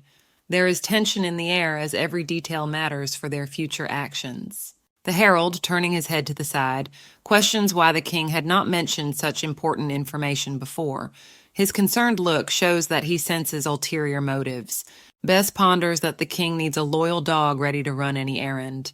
Her thoughts are filled with suspicion about the monarch's motives and his true intentions. Cassius realizes that the king does not need someone to love him and follow in his footsteps. He needs someone who will follow orders without a second thought. This thought makes him think about the future. Bess, standing in front of the council, clarifies that this is just a guess. Her words sound firm despite her uncertainty, for she knows that much depends on it. The herald, listening to her, suggests sending the child of prophecy to the Holy See to discuss the request. His suggestion will mark a new stage in their difficult situation. Bess insists that the child cannot stay here, as the Holy See cannot provide the necessary protection. Her eyes are full of concern for the child's safety. She explains that she revealed the secret to unite with them, emphasizing the importance of their union. Her words are insistent, for she knows their future depends on it. Bess looks forward to their cooperation, her gaze fixed forward with hope. She believes that their combined efforts will help them overcome all challenges and succeed. Gabriel enthusiastically suggests to the Holy Father that they can regain their power with this union. His words are filled with passion and determination, which inspires the rest of the council. In a ceremony surrounded by luxury and grandeur, the herald, the Holy Father, looks pensive, his blue eyes reflecting deep thought. He stares silently ahead, immersed in his thoughts, which foreshadows important events. Gabriel, a young and energetic man, discusses the change of power with a joyful smile on his face. He is certain that the announcement of Cassius Arden's new successor will make important changes, and the family will turn on him if he does not live up to their expectations. He says that the family will turn their backs on the king if this happens, because such a thing would be unacceptable to them. The herald hopes that the reputation of the Holy See will remain unshaken despite the possible upheaval. Bess, a beautiful woman, silently looks away, clearly concerned about what is happening. Her gaze expresses doubt and anxiety, as if she has a premonition of impending difficulties. The herald comes back into focus, his face expressing determination. He realizes that it is impossible for him to refuse the new authorities, but doubts still gnaw at him. He speaks Gabriel's name, urging him to act. The problem is the constant repetition of statements in front of interested parties, the herald thinks. He worries that the situation could spiral out of control if they don't act decisively and confidently. Gabriel, sitting on his throne, listens nervously to the admonitions. He realizes that he must focus on himself and his actions to live up to expectations. Apologizing, he tries to calm his nerves. Bess, standing before the council, wonders if the decision has already been made by the Holy See. She looks on hopefully and anxiously, waiting for an answer that could change their fate. The herald states with certainty that the Holy See will always be concerned for the safety of the children. His words sound like an oath, reinforcing their commitment to the people and the Arden family. Bess stands in front of the table holding a suitcase with a determined look. She pledges her support for any research, evoking a sense of determination and readiness for action. Her words are full of confidence and strength. The suitcase contains a strange object that Bess looks at. She admits that she does not know what it is for, but it is felt that this object could be key to her plans, evoking a sense of mystery and intrigue in the reader. St. Father Harold looks at Bess with interest and wariness. He suggests that her motives are related to the color of her hair, which adds to the mystery and makes one wonder about hidden connections. Saint Father Harold, sitting on his throne, tells Bess that the prophetic child needs a title. He asks for 3 days to prepare, creating a sense of importance and urgency to what is happening, emphasizing the significance of the moment. Bess has a soft smile, full of hope for a long partnership. Her face expresses confidence and gratitude, which adds warmth and hope to this mysterious and suspenseful plot. Saint Father Harold utters words about a pure heart. This moment evokes a sense of purity and sincerity, emphasizing the spiritual significance of the ritual taking place. Saint Father Harold expresses his gratitude to Bess for coming specifically to the Holy See. His gesture and words are full of respect and gratitude, creating an atmosphere of respect and significance of their meeting. Gabriel regretfully apologizes for his earlier words. He invites Bess to feel free to stop by, which adds depth to his character and shows his sincere desire for a better relationship. Bess, looking sidelong, confidently says that she doesn't expect any problems until her next visit. Her determination and confidence creates a sense of calm and predictability despite all the mysterious events. Saint Father Harold says firmly that there will be no problems at either the Holy See or Arden Manor. His confidence and determination emphasize the importance of their mission and reinforce a sense of security and hope for a better future. Cassius looked sternly at Laetitia, warning her about no one else going out at dawn. His words sounded threatening, emphasizing the seriousness of the prohibition and creating an atmosphere of tension in the room. Laetitia, wide-eyed, vehemently asserted that she was fine in the other room as well. She excused herself, explaining her fears of the dark, emphasizing her anxiety and vulnerability. Cassius, trying to reassure Laetitia, explained that the room had no windows and that it was a temporary measure. His tone was calm but firm, creating a sense of the temporary inevitability of what was happening. Laetitia, with suspicion and fear in her eyes, asked if it had anything to do with Kyle.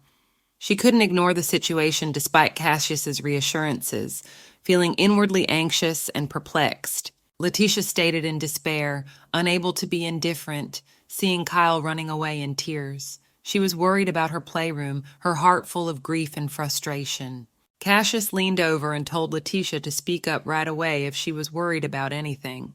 His words were full of care and consideration. He was trying to show that her feelings were important to him. Cassius gently reminded Laetitia that she was the child that Bess had brought.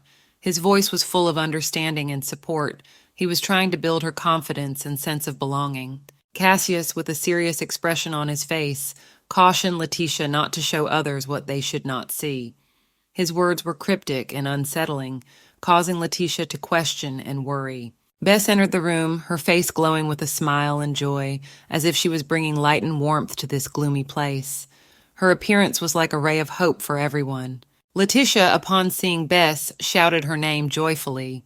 Cassius looked at it with some bewilderment, but Bess was like a light at the end of the tunnel for the little girl, bringing comfort and happiness. Cassius and Bess stood at the doorway, discussing Laetitia's presence. Bess admitted that she had to change rooms, and her face expressed slight confusion. Laetitia, for her part, snuggled up to her, delighted to see her. Bess apologized for her inattention to Laetitia and Cassius with an apologetic expression on her face. Her eyes expressed genuine concern, and she tried to calm the situation, showing her responsibility. Laetitia enthusiastically assured Bess that there was nothing to worry about and everything was fine. She hugged her, trying to show her that everything was fine. Cassius watched them, his face remaining serious. Against the bright sunlight, Laetitia pondered, wondering if they would support her story. The bright sky symbolized hope, despite the inner doubts that plagued her. Bess, smiling, told her that, on the contrary, everything had gone smoothly. She was surprised that she was able to get support for the research. Her confidence instilled optimism and fortitude in those around her. Laetitia noticed that Kyle was upset and decided to go comfort him. Her determination was evident in her eyes. Cassius also headed in the same direction, expressing his willingness to help. Cassius suspiciously asked Bess why her face was like that if everything went well. Bess was silent, not knowing how to explain her concerns. Her gaze was directed away, full of thought. Bess voiced her fears that the Holy See might take advantage of their situation. She feared betrayal, her words expressing deep anxiety and distrust of those around her. Cassius replied firmly that he did not want to force her to say anything she did not like. His support and determination gave her confidence. He was ready to protect her interests. Bess exhaled with relief. Her hands trembled with tension, but she felt that everything would be all right. Cassius was there for her, and his support was an important pillar for her in these difficult times. Cassius and Bess stood side by side discussing her decision. Bess was steeped in doubt, worried that her choice might put Cassius in danger. Her face expressed fear and uncertainty. Cassius, approaching Bess, said confidently that she was not wrong. He was prepared for any consequences, and his determination gave her strength. His eyes read a willingness to protect her. Bess was relieved to hear Cassius's words. He had called her the good Archduke, and that gave her confidence. She felt safe in his presence. Cassius informed Bess that he would not be at the manor for some time. Letitia and the children would miss him, but he knew she had to go. His words were full of determination and understanding. Bess knew she had to go, despite her sadness and anxiety. Cassius looked at her with understanding, his gaze expressing support. They both realized the necessity of her departure. Research materials lay on the desk. Bess realized that her eternal research was coming to an end. She was willing to leave everything behind for the safety of her loved ones. Bess resolutely vowed to find out the truth about her mother and the prophecy. She was determined to find all the answers despite the difficulties. Her eyes burned with passion to find the truth. Cassius hugged Bess tightly, reassuring her before leaving. He told her not to worry and to ride with confidence. His embrace gave her a sense of security and peace. Letitia stood looking sadly at the empty fork. Her eyes expressed longing and apathy. She couldn't bring herself to eat. Her heart was full of anxiety for Bess. Letitia wondered how one could be so carefree when there were so many problems around. Her thoughts were full of anxiety and uncertainty about tomorrow. Letitia, with tears in her eyes, realized that Bess was leaving. Her eyes glistened with tears and her heart was full of grief. She couldn't imagine what it would be like without her dear Bess. Bess, hugging Letitia, tried to comfort her. Her gentle words and warm embrace soothed Letitia, making her feel loved and protected despite the impending separation. Cassius stood to the side, watching the touching scene. His face expressed a mixture of feelings ranging from understanding to regret.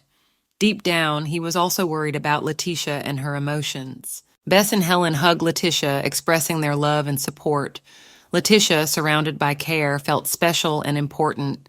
She saw that everyone in the Arden family expressed their love in different ways. Kyle looked at Letitia with some curiosity. He was thinking about how cute she was in her new outfit. His gaze was full of interest and slight envy at her attention. Demetrius, standing next to Kyle, expressed his displeasure at the slowness. His stern tone emphasized discipline and the importance of time. Letitia felt a slight tension in the air. However, Demetrius's face softened as he smiled as he looked at Letitia.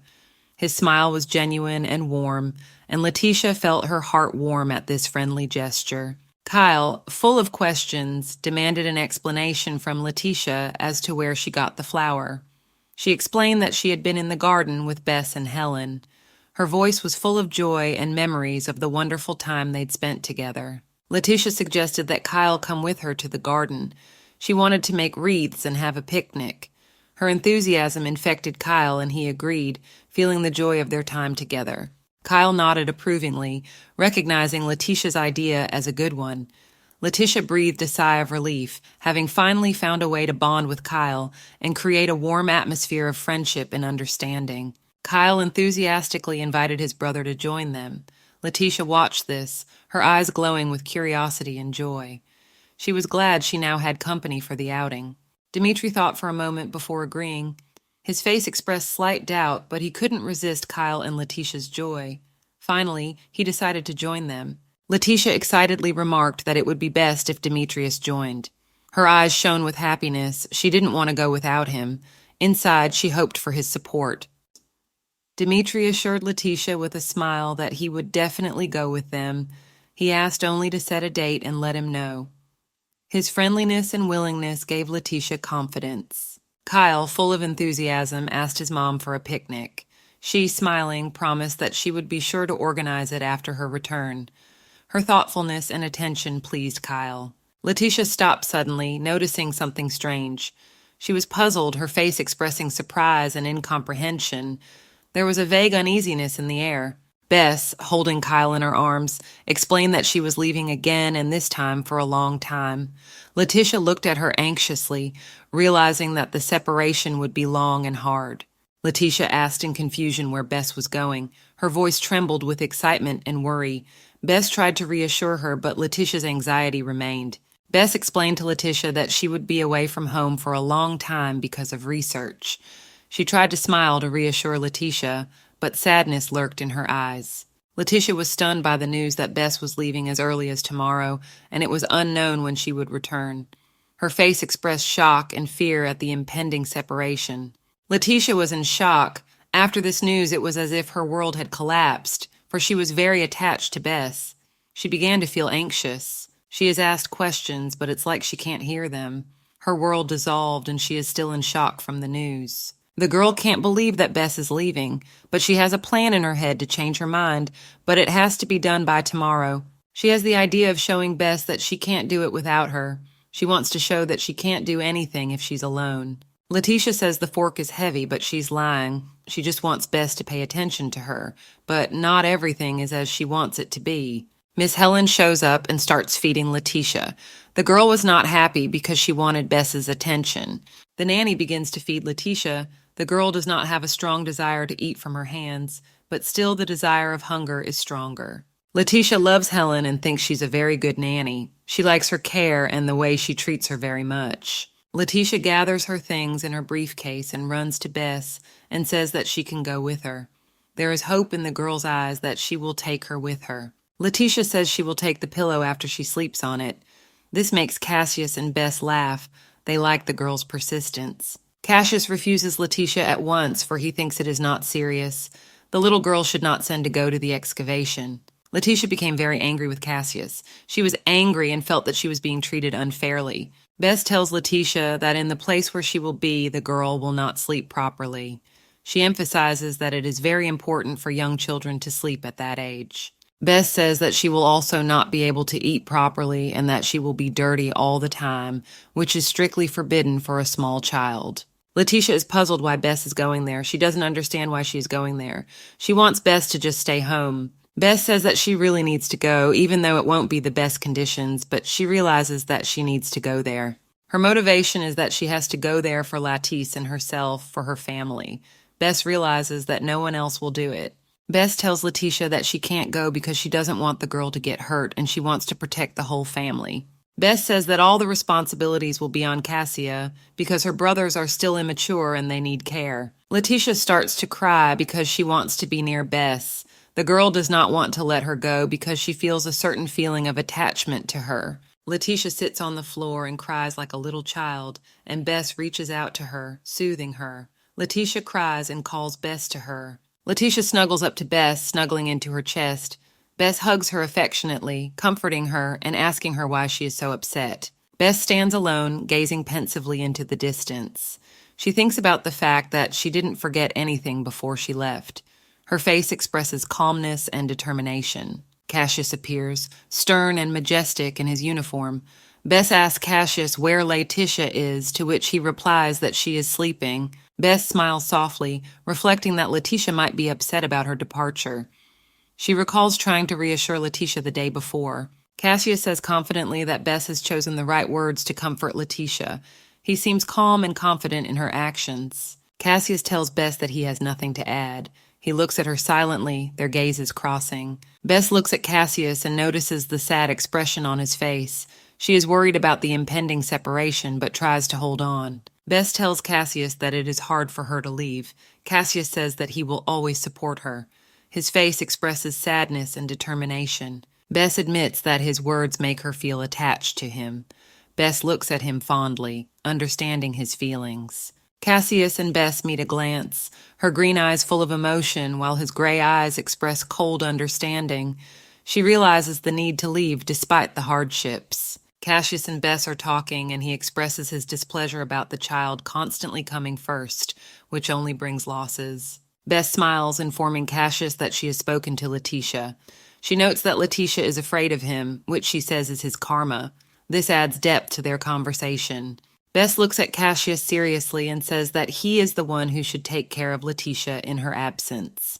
She puts the responsibility on her, showing her trust and expectations. Letitia loves being Bess's daughter, but when she had to be told that Cassius was her father, she was horrified. The little girl could not accept this news, which caused her tears and fear. Cassius is disturbed when Bess tells him that his cold-bloodedness extends not only to Letitia, but also to their sons. She points out to him the need to show his feelings for his children. Cassius and Bess's family is portrayed in a cute scene with the children. They are smiling and enjoying the moment, contrary to his cold behavior. This shows that despite the hardships, they stay together. Cassius admits that he finds it difficult to show emotion to anyone. His confession reflects a deep inner struggle, showing his vulnerability and difficulty in relationships. Bess says that she understands him, as she too has had a difficult life. She expresses her support and sympathy, trying to reach his heart and show that she is always there for him. Bess declares that they have no choice but to be together. Her words are full of determination and hope for the future. She believes in their future together despite all the trials. Cassius stands next to Bess. She looks at him with hope and confidence, reassuring him that he can feel the same love for the children as well. She believes it will happen even faster than he expects.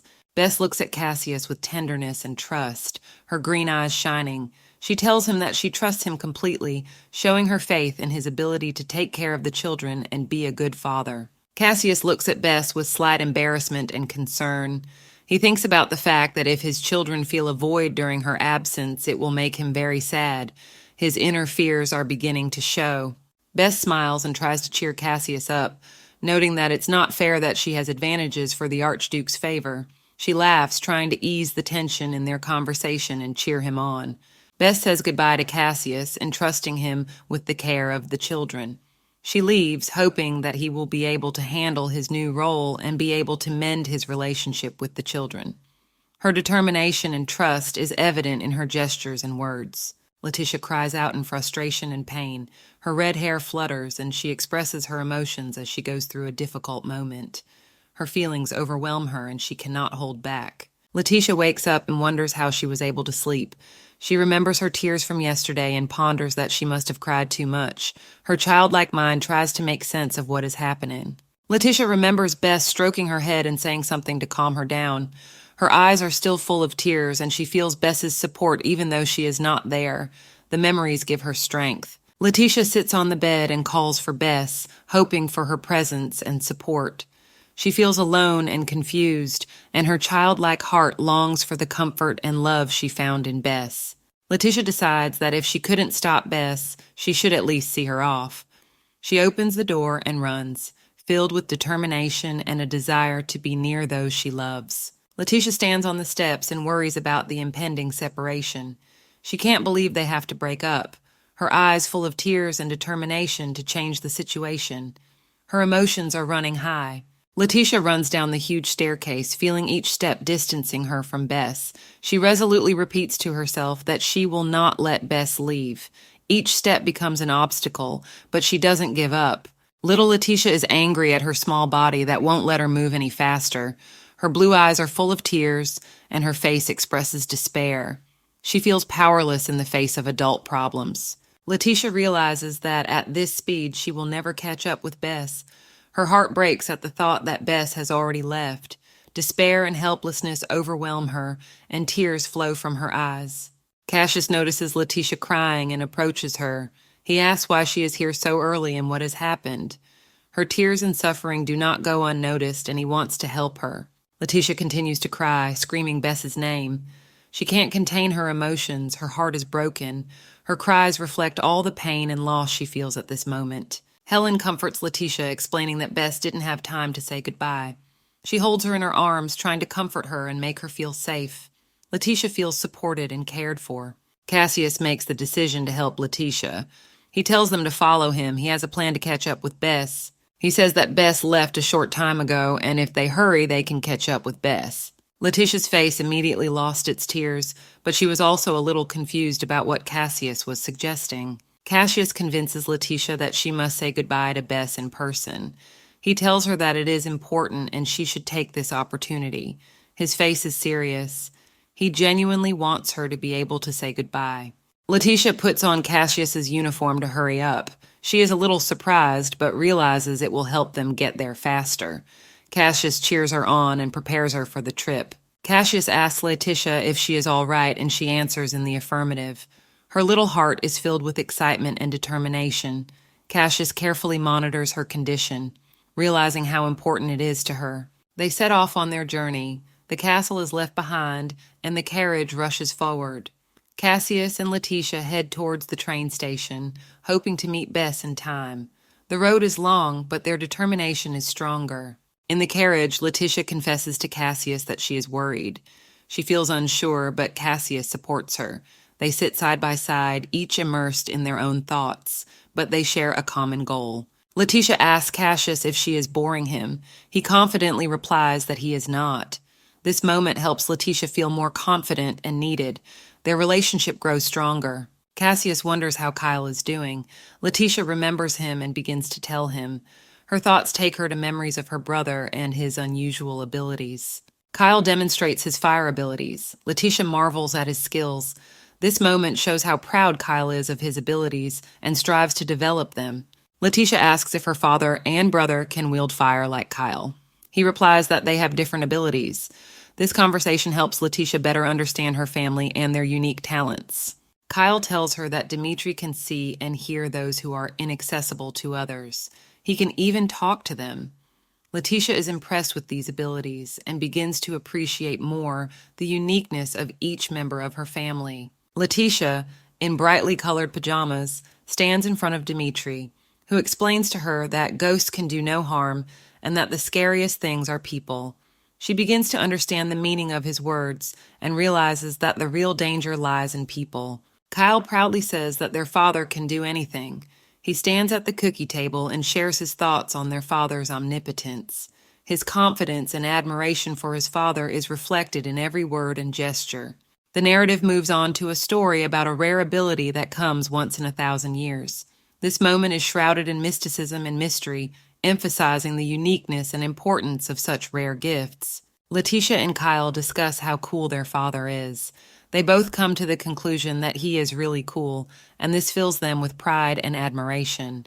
Their communication becomes more intimate. Kyle notes that his older brother doesn't like to talk about his abilities, so they decide to keep it a secret. Letitia agrees, realizing how important it is to their brother. Letitia holds up the cookie Kyle gave her. Her thoughts are occupied with the fact that he shared this treat with her.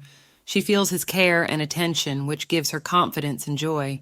Kyle offers Letitia a pinky swear. His smile and enthusiasm make this moment extra special and meaningful for both of them. They reaffirm their friendship and trust in each other. Letitia and Kyle seal their vows with their little fingers, showing their determination and loyalty to each other. This gesture becomes a symbol of their strong bond and support in all situations. Cassius ponders whether they can talk about intimacy if they have a secret. Letitia answers in the affirmative, and this pleases him. Their mutual understanding and trust grows even stronger. Cassius asks Letitia if she considers Bess her mother. Letitia replies that it would be wonderful for her if Bess were her mother. This moment emphasizes her deep feelings and desire for a family. Letitia ponders that Kyle would not like that even now. Her doubt and anxiety about the future is palpable in her words. She continues to think about what Kyle might not like and why it is important.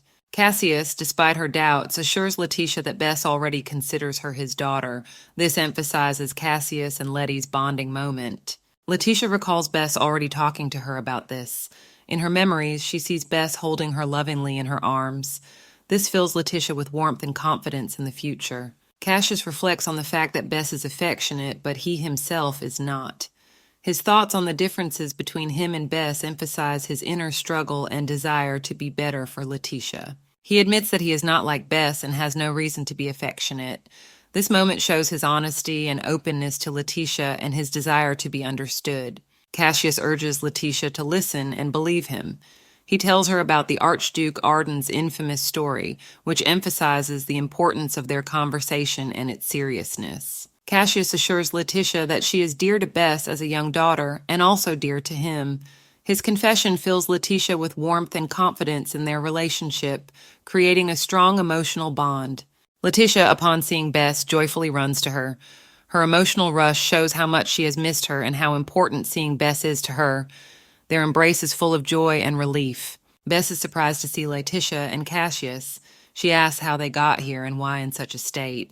Her surprise is mixed with joy at seeing them, and she is relieved to see them. Letty explains that she had been afraid of not saying goodbye to Bess in person. This moment emphasizes the importance of their goodbye and shows how much Letitia cares about her relationship with Bess. Bess says she purposely didn't look at the children's faces so she wouldn't cry, but Letty supports her and says she can't be weak-willed.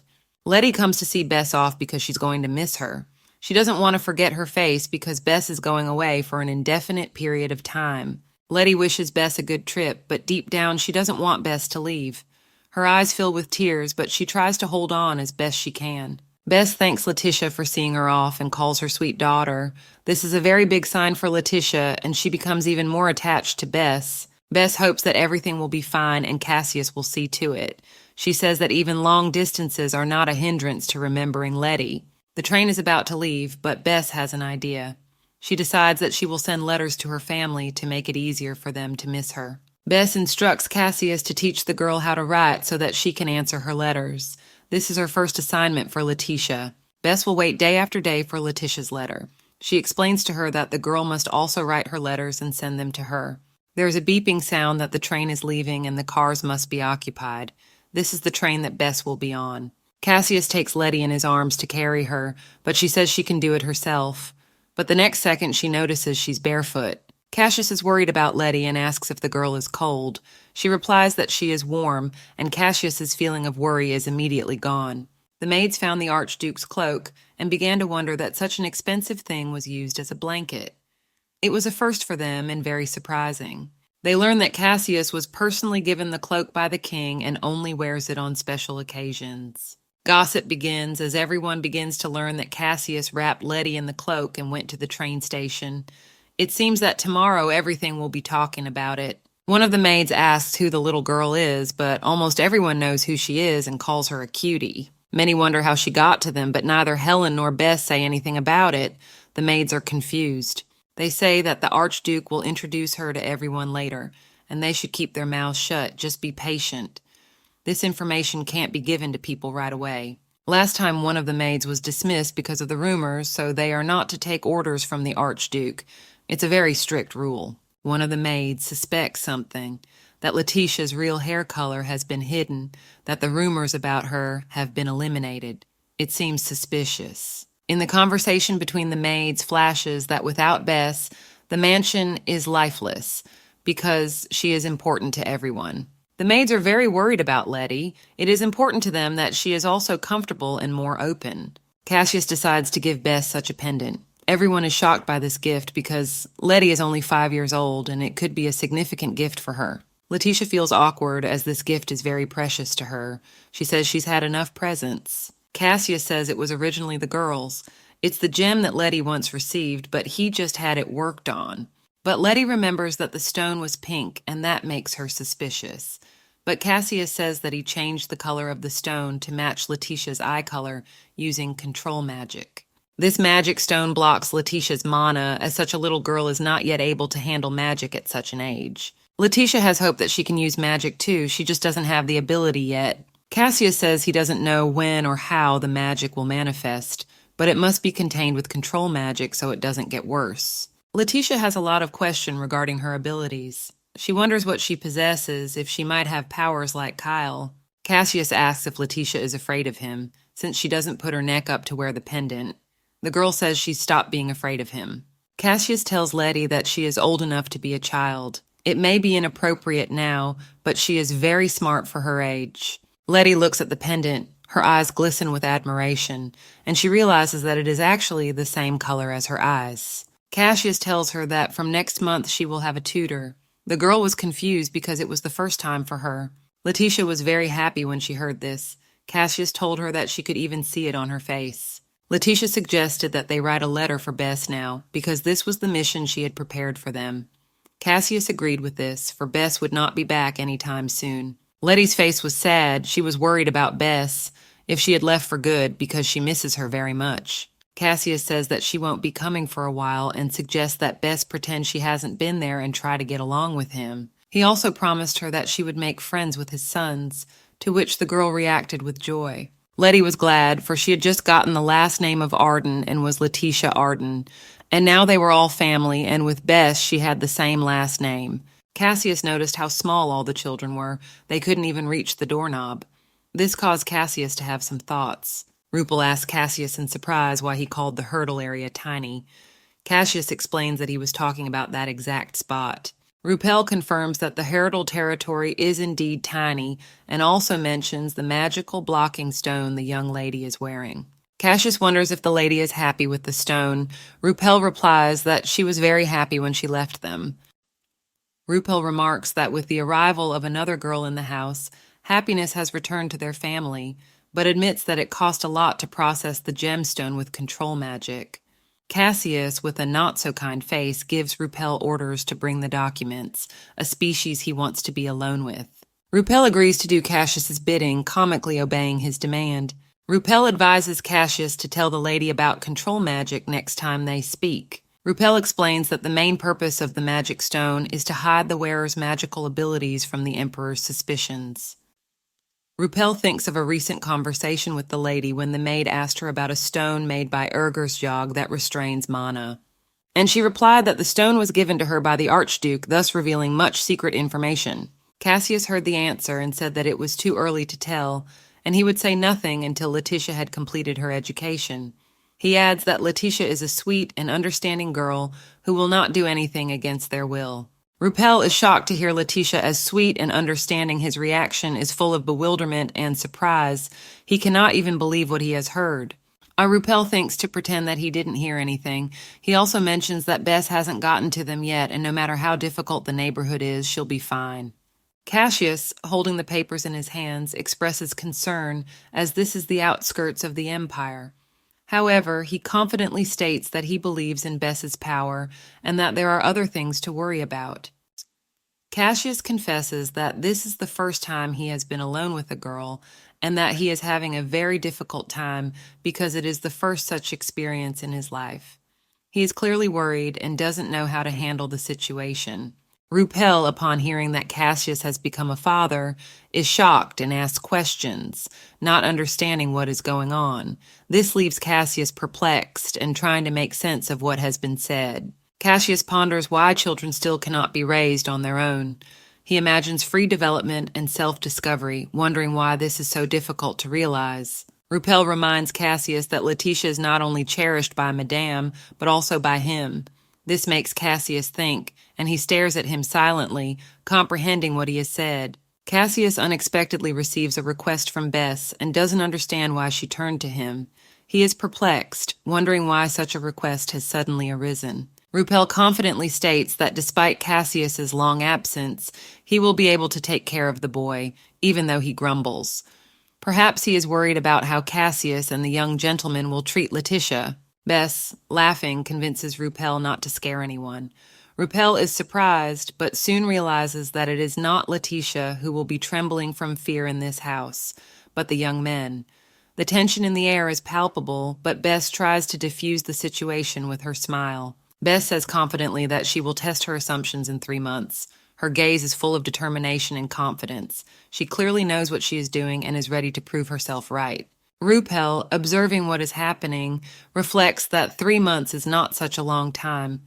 He tries to comprehend Bess's words, and his face expresses thoughtfulness and some wariness. Cassius, sitting alone, wonders how anyone could dislike a child as beautiful as Letitia.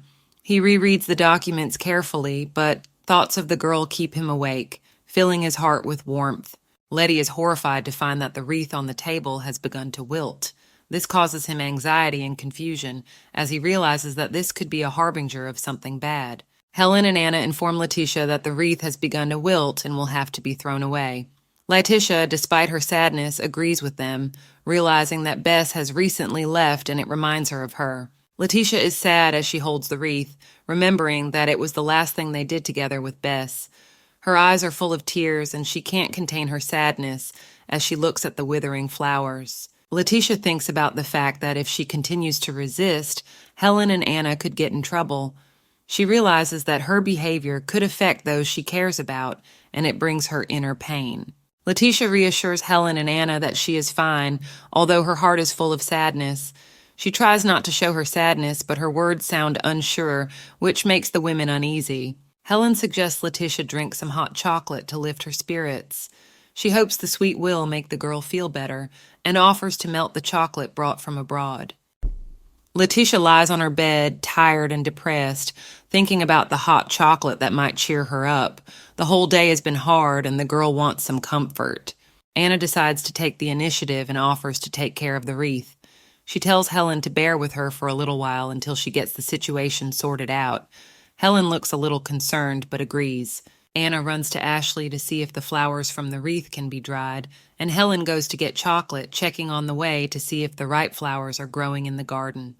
Both women are determined to help Letitia. Anna ponders whether it makes sense to make a new wreath if this one has wilted. She holds the wilted flowers in her hands and doesn't know what to do. Helen also ponders what would be the right thing to do in this situation. Anna assumes that Cassius and the other young gentlemen don't care about the wreath. She thinks it would be more logical to make or buy a new one when this one finally wilts. The wreath reminds Letitia of her mistress, and it brings her comfort. Anna recalls how Letitia wore the wreath all day without taking it off. The girl was delighted with it, and it brought her joy. Memories of a happy Letitia warm Anna's heart. If the wreath is so important to Letitia, Anna and Helen realize that there is no point in making a new one. It is more important to keep the old one, even though it is fading. They ponder how to proceed. Cassius suddenly appears on the stairs and asks what Anna and Helen are doing in the middle of the house. He is clearly surprised by their actions and wants to understand what is going on. Cassius discovers that Anna is holding Letitia's wreath.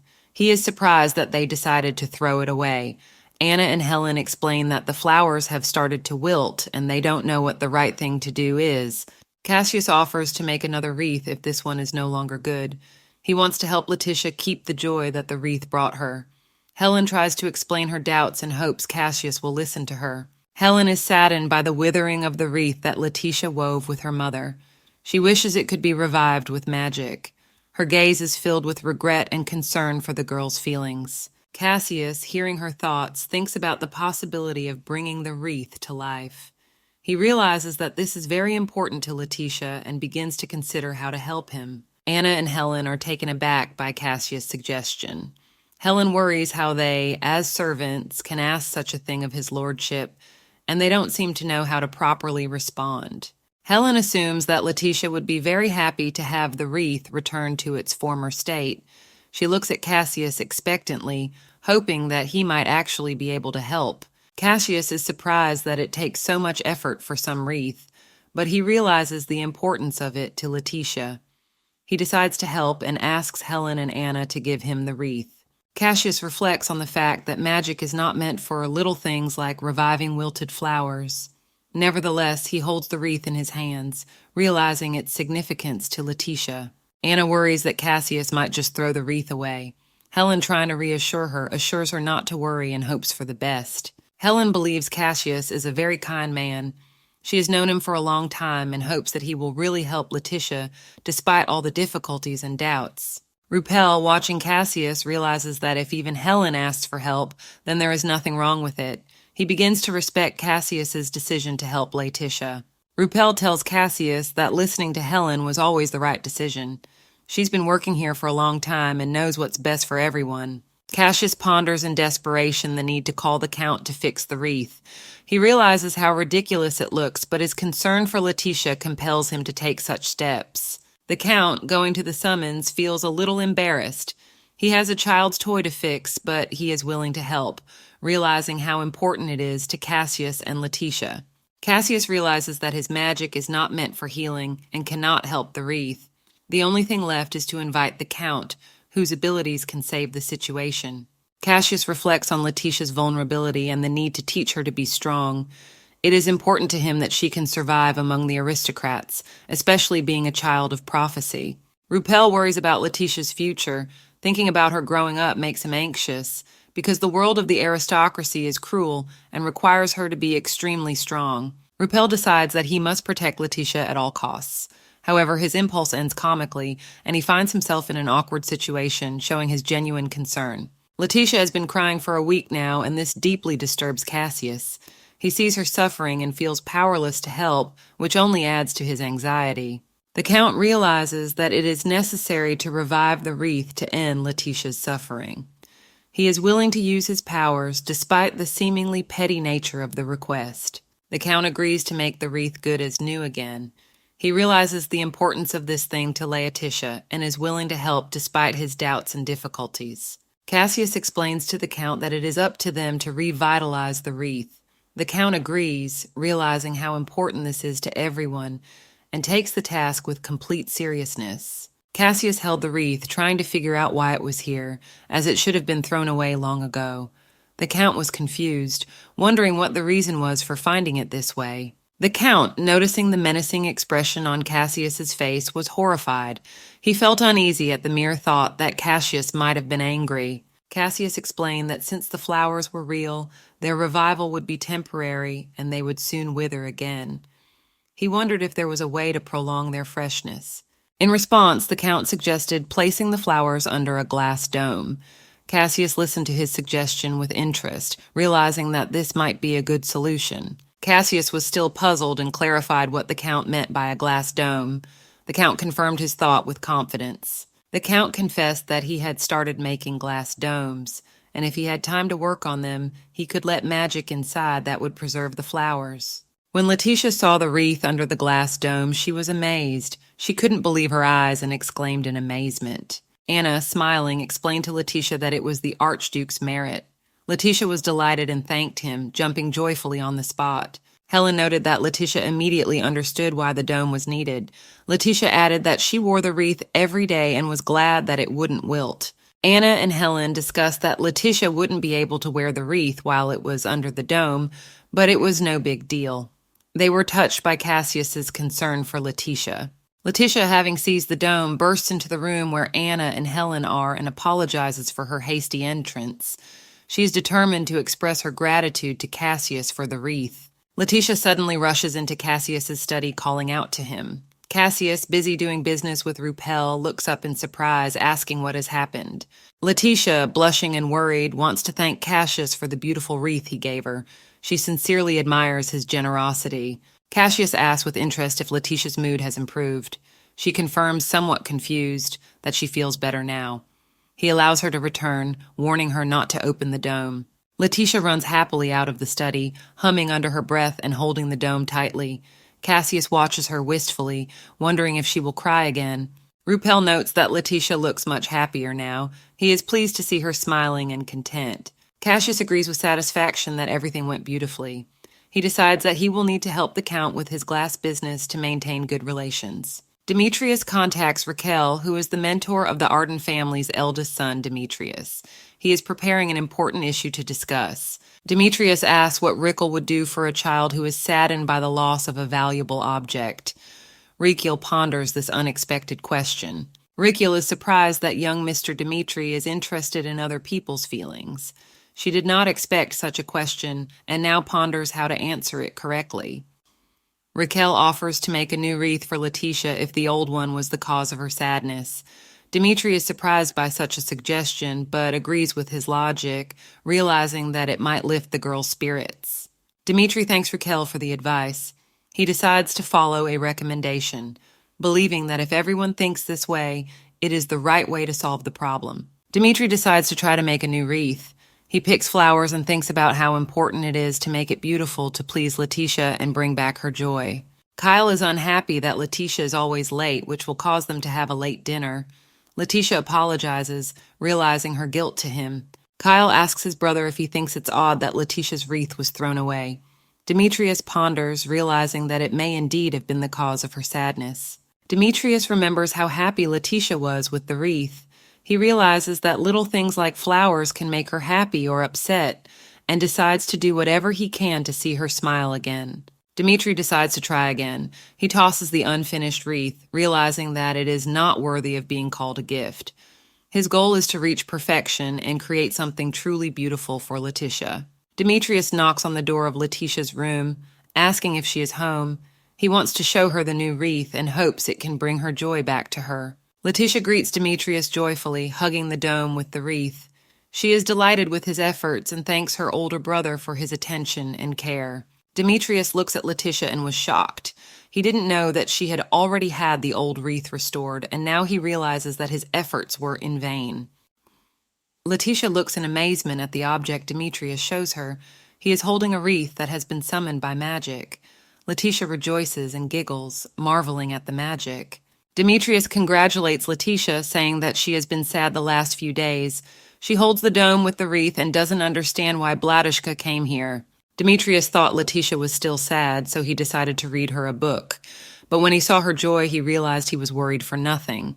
He is glad that she is feeling better. Letitia notices that there is not a book behind Dimitri's back and asks what it is. She looks with surprise at the object he is hiding. Letitia is thrilled, realizing that it is a wreath. She opens her eyes wide and smiles, holding the wreath in her hands. Letitia asks Demetrius if he made this wreath for her. She is clearly excited and happy that he made such a gift for her. Demetrius is slightly embarrassed and doesn't know what to say. He begins to explain that he didn't expect such a question from Letitia. Dimitri admits that he didn't realize that his father had beat him to it and made the wreath. He is a little upset about this, but tries to hide his feelings. Dimitri assumes that she doesn't need the wreath anymore since things have gotten better. Letitia strongly indicates that the wreath is important to her. Letitia happily informs Demetrius that she wants to show him something important. Demetrius is intrigued and listens intently, waiting to see what she will show. Letitia fondly opens her treasure chest, carefully placing the wreath inside. It seems to her to be the perfect place for such a precious gift, and she is happy to keep it among her other treasured possessions. Demetrius sadly admits that his wreath is no match for the other jewelry in the chest. Letitia explains that her older brother made the wreath to support her when she was sad, and it is priceless to her. Letitia, holding the treasure chest, assures her that the wreath should be kept among other treasured items because it was made with care and love. Her eyes shine with happiness when she says this. Letitia sits on the floor with the trunk, thinking about the fact that in this house only Bess will love her. Her thoughts are filled with sadness, but she tries to remain optimistic and hopeful. The wreath in the chest symbolizes something special to Letitia, but at the same time it feels like everything around her is foreign to her. This feeling reinforces her loneliness and insecurity in this house. The Earl sits in the hall, contemplating business and wondering why business conversations are being had with Arden's eldest son. There is a sense of discontent and unease in his thoughts about it. Demetrius explains that in the glass business they use the family name, but he thinks they should add the word love. He feels it would give the business a special meaning and value. Dimitri creates the name Siasia's Love Herbarium, inspired by Letitia, whom he affectionately calls Siasia. He hopes the name will bring luck and popularity to their products. Demetrius tells us that it started with Letitia and then gained popularity. His idea of adding love to the name of the business proved successful, and now their business is thriving because of this inspiration. The Count wonders where the Ardens came from, perplexed as to how their family has risen so quickly. Amidst these musings, he sees Demetrius and Letitia asked to keep the flower ring, which adds mystery to their story. The Count stares in confusion, not understanding why he is being called. Letitia appears before him with a joyful smile and opens her palms, offering a gift. Her energy and joy instantly fills the room with light. Letitia enthusiastically shows everyone her gift. The Count, Cassius, and Demetrius are surprised, for they already have such jewelry. Nevertheless, they cannot resist her charms and take part in what is happening. The Count sits in a cozy room, watching the atmosphere around Letitia fill with happiness. He reflects on how her presence has affected everyone, making their lives brighter and more joyful. Smiling, the Count notes how the publicity and investment has benefited the Arden family. He laughs as he recalls how Letitia won the hearts of those around her with her simple and sincere demeanor, turning their lives into a fairy tale. Cassius agrees to the Count's proposal with a determined expression on his face. He understands the importance of what Letitia has brought to their lives and is willing to support whatever makes her happy. Letitia, in her new dress, joyfully announces that she has received a letter from Bess. She is radiant with happiness as she holds an envelope filled with warmth and love. Her joy is transmitted to everyone around her. Letitia looks at the letter, which says that it is addressed to her from Bess Arden. She decides to ask Demetrius to read the letter aloud so that she can share this moment with him and feel the warmth of what has been written. Letitia looks forward to the end of class so that she can meet Demetrius and ask him to read the letter. She anticipates the joy of reading it and shares her thoughts as she looks at the beautiful envelope. Suddenly, Letitia stumbles and falls to the grass without letting go of the letter. Her sudden fall elicits laughter and surprise, but she quickly gets up, ready to continue her journey with undying enthusiasm. The letter flies out of Letitia's hands as she falls. She screams in confusion as she tries to catch it. The fall to the grass is a little disheartening, but she resolutely continues on her way, eager for joy and lighter moments. Kyle picks up the letter that flew out of Letitia's hands with a smug smile on his face. Letitia, lying on the grass, looks at him in amazement, not expecting this turn of events. Letitia screams that the letter belongs to her, and Kyle, standing next to her, says dismissively that he is now the owner of the letter. She tries to explain to him that he just found the letter and is not the owner. Kyle happily informs her that he now has the letter and Letitia can do nothing. His smug look annoys Letitia, but she realizes that it is useless to argue with him. Letitia lies tiredly on the ground, wondering why Kyle is still angry about the herbarium. Her gaze expresses displeasure, and she doesn't understand why Kyle is acting so aggressively. Kyle reacts indignantly to Letitia's accusations, stating that no one is pouting their lips. His face turns red with anger, and he can't contain his emotions that are raging inside him. Letitia thinks about the fact that Kyle is still angry that she made flower rings for everyone but him. She reflects that she just wanted to thank those who gave her the wreaths and didn't mean to offend anyone. Kyle, angry and feeling insulted, yells that Letitia is annoying him. She realizes that he thinks it's unfair and insulting that everyone got gifts but him. Letitia is perplexed as to why Kyle is so offended, since she only wanted to thank everyone for their kindness. She sighs tiredly, realizing that her intentions were misunderstood, and it only made things worse. Letitia tries to appease Kyle by offering him a flower ring, but he indignantly replies that he doesn't need it. He believes that the ring will wilt and not matter anyway, which only adds to his resentment. Kyle declares that he has plenty of jewelry rings and doesn't need another one. Letitia, frustrated and tired of arguing, thinks that it doesn't matter how many rings he has if they can't find common ground and understand each other. Letitia looks at Kyle and asks for her letter back. She explains that she doesn't want to argue and just wants what's hers back, expressing her gratitude for his understanding. Kyle, not relenting, yells that if the letter is so important to Letitia, she should try to take it away. His gestures and facial expressions show that he intends to continue the argument despite her plea. Kyle, stumbling, falls to the ground.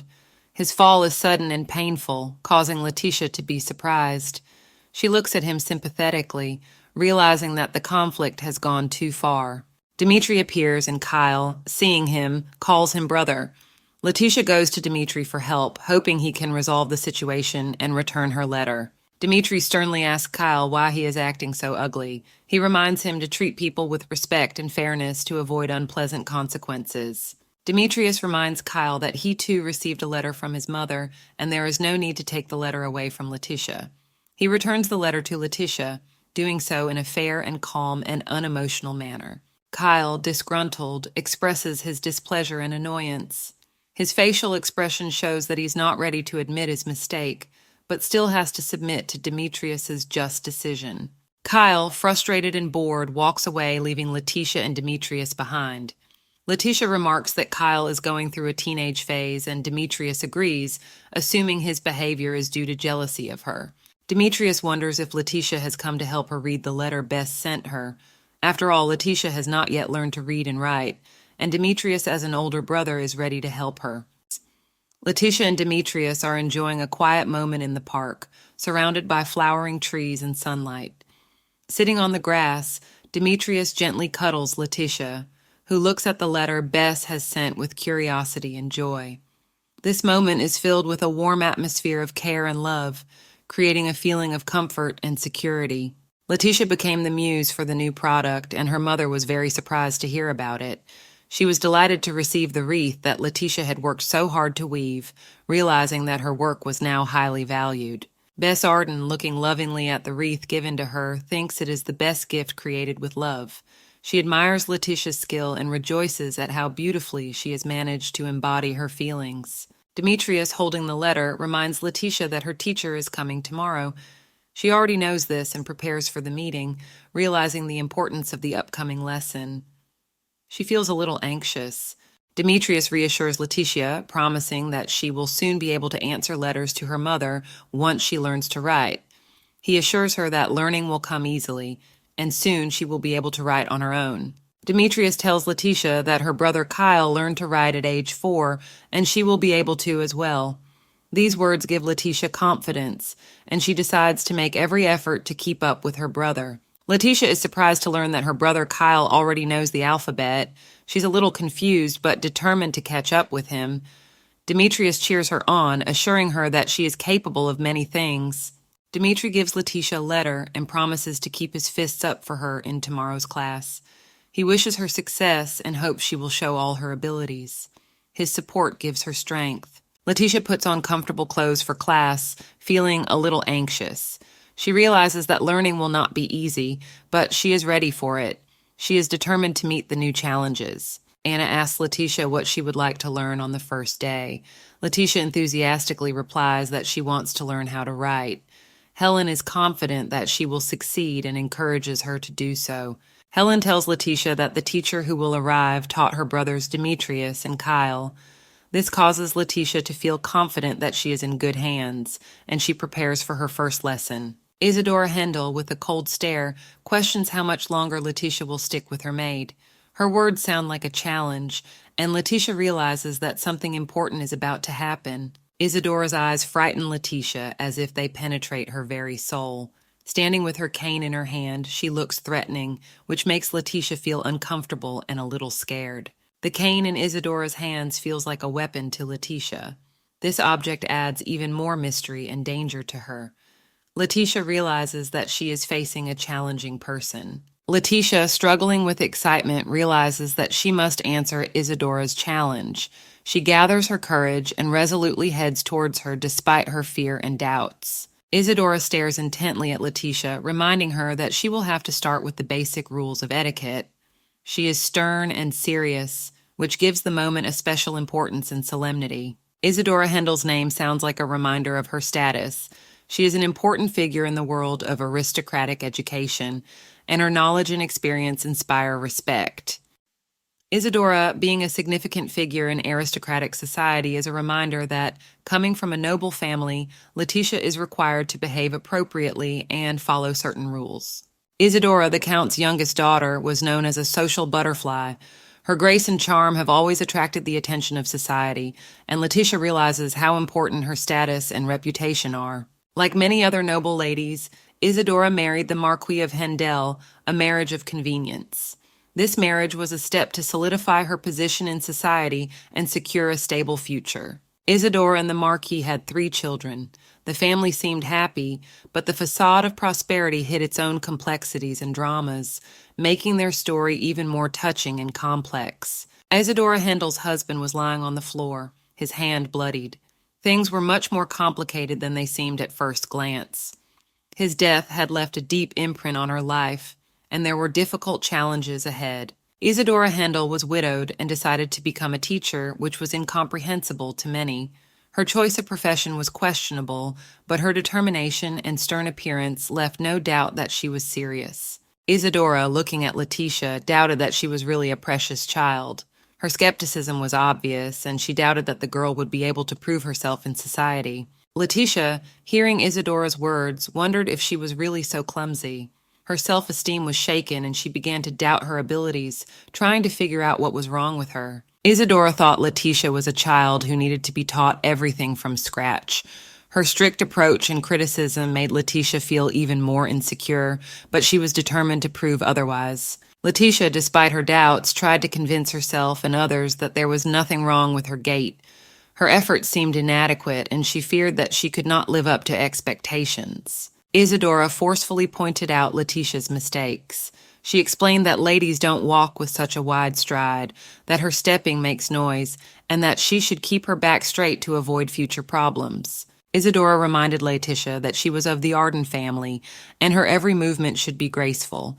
These words carried both admonishment and rebuke, emphasizing the importance of adhering to aristocratic norms. Isadora, with a note of weariness in her voice, remarked how hard it would be to teach Letitia. She expressed her concern and introduced herself, showing her seriousness in raising the girl to be a lady. Isadora Hendel, holding her cane, introduced herself as the one who would be responsible for disciplining Letitia. Her stern appearance and determination inspired respect and fear, emphasizing the importance of her role in the girl's life. Letitia decided that she could handle Isadora despite her strictness. She reflected on how important it was to be friendly in order to learn to write. Isadora, on the other hand, thought that the girl was too unserious and talked too much. Letitia, full of determination, asked Isadora when they would start learning to write.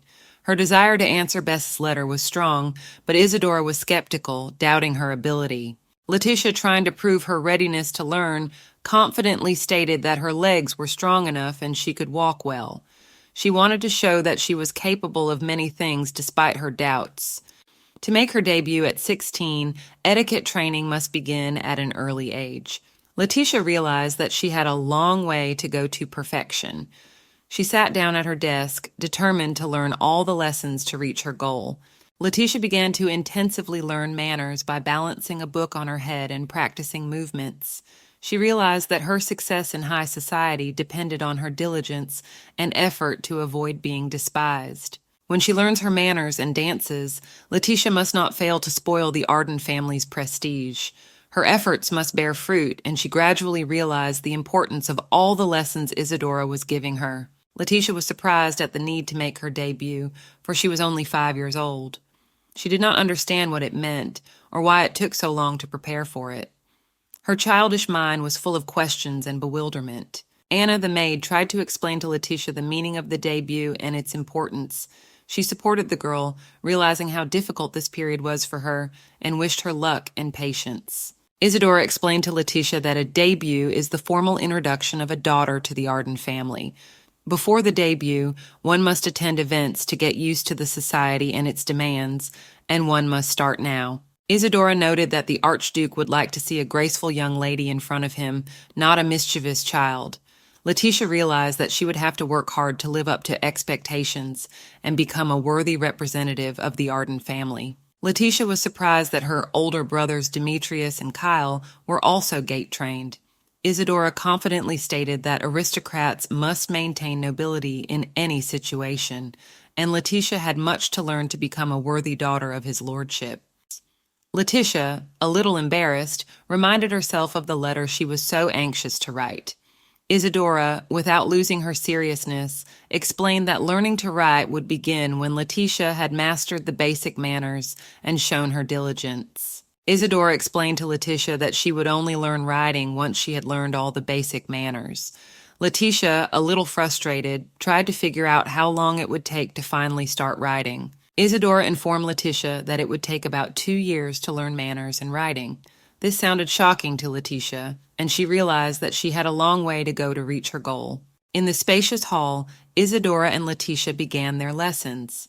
Isadora decided it was time to begin her training, and Letitia, with all her will in her fist, was ready to begin learning the basics of manners and etiquette.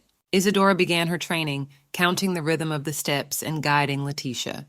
The girl tried her best, balancing the book on her head and trying to fulfill all the instructions of her strict teacher. Letitia greeted his lordship politely, bowing and showing her respect. Her efforts to be courteous and graceful were beginning to bear fruit. She was feeling more and more confident in her abilities. Rupel, the butler, answered his lordship's questions, confirming that Letitia was doing all the tasks. He could see that the girl was trying and doing her best to live up to her mentor's expectations. Cassius, with doubt in his eyes, wondered if he had put Letitia in training too soon. Rupel assured him that it was the right decision, for the girl should learn basic rules and manners from an early age. Rupel pointed out that Letitia was already delayed in her development because classes usually begin at the age of 4. He reminded that Letitia's brothers, Demetrius and Kyle, also started their education at that age and are now successfully continuing their development.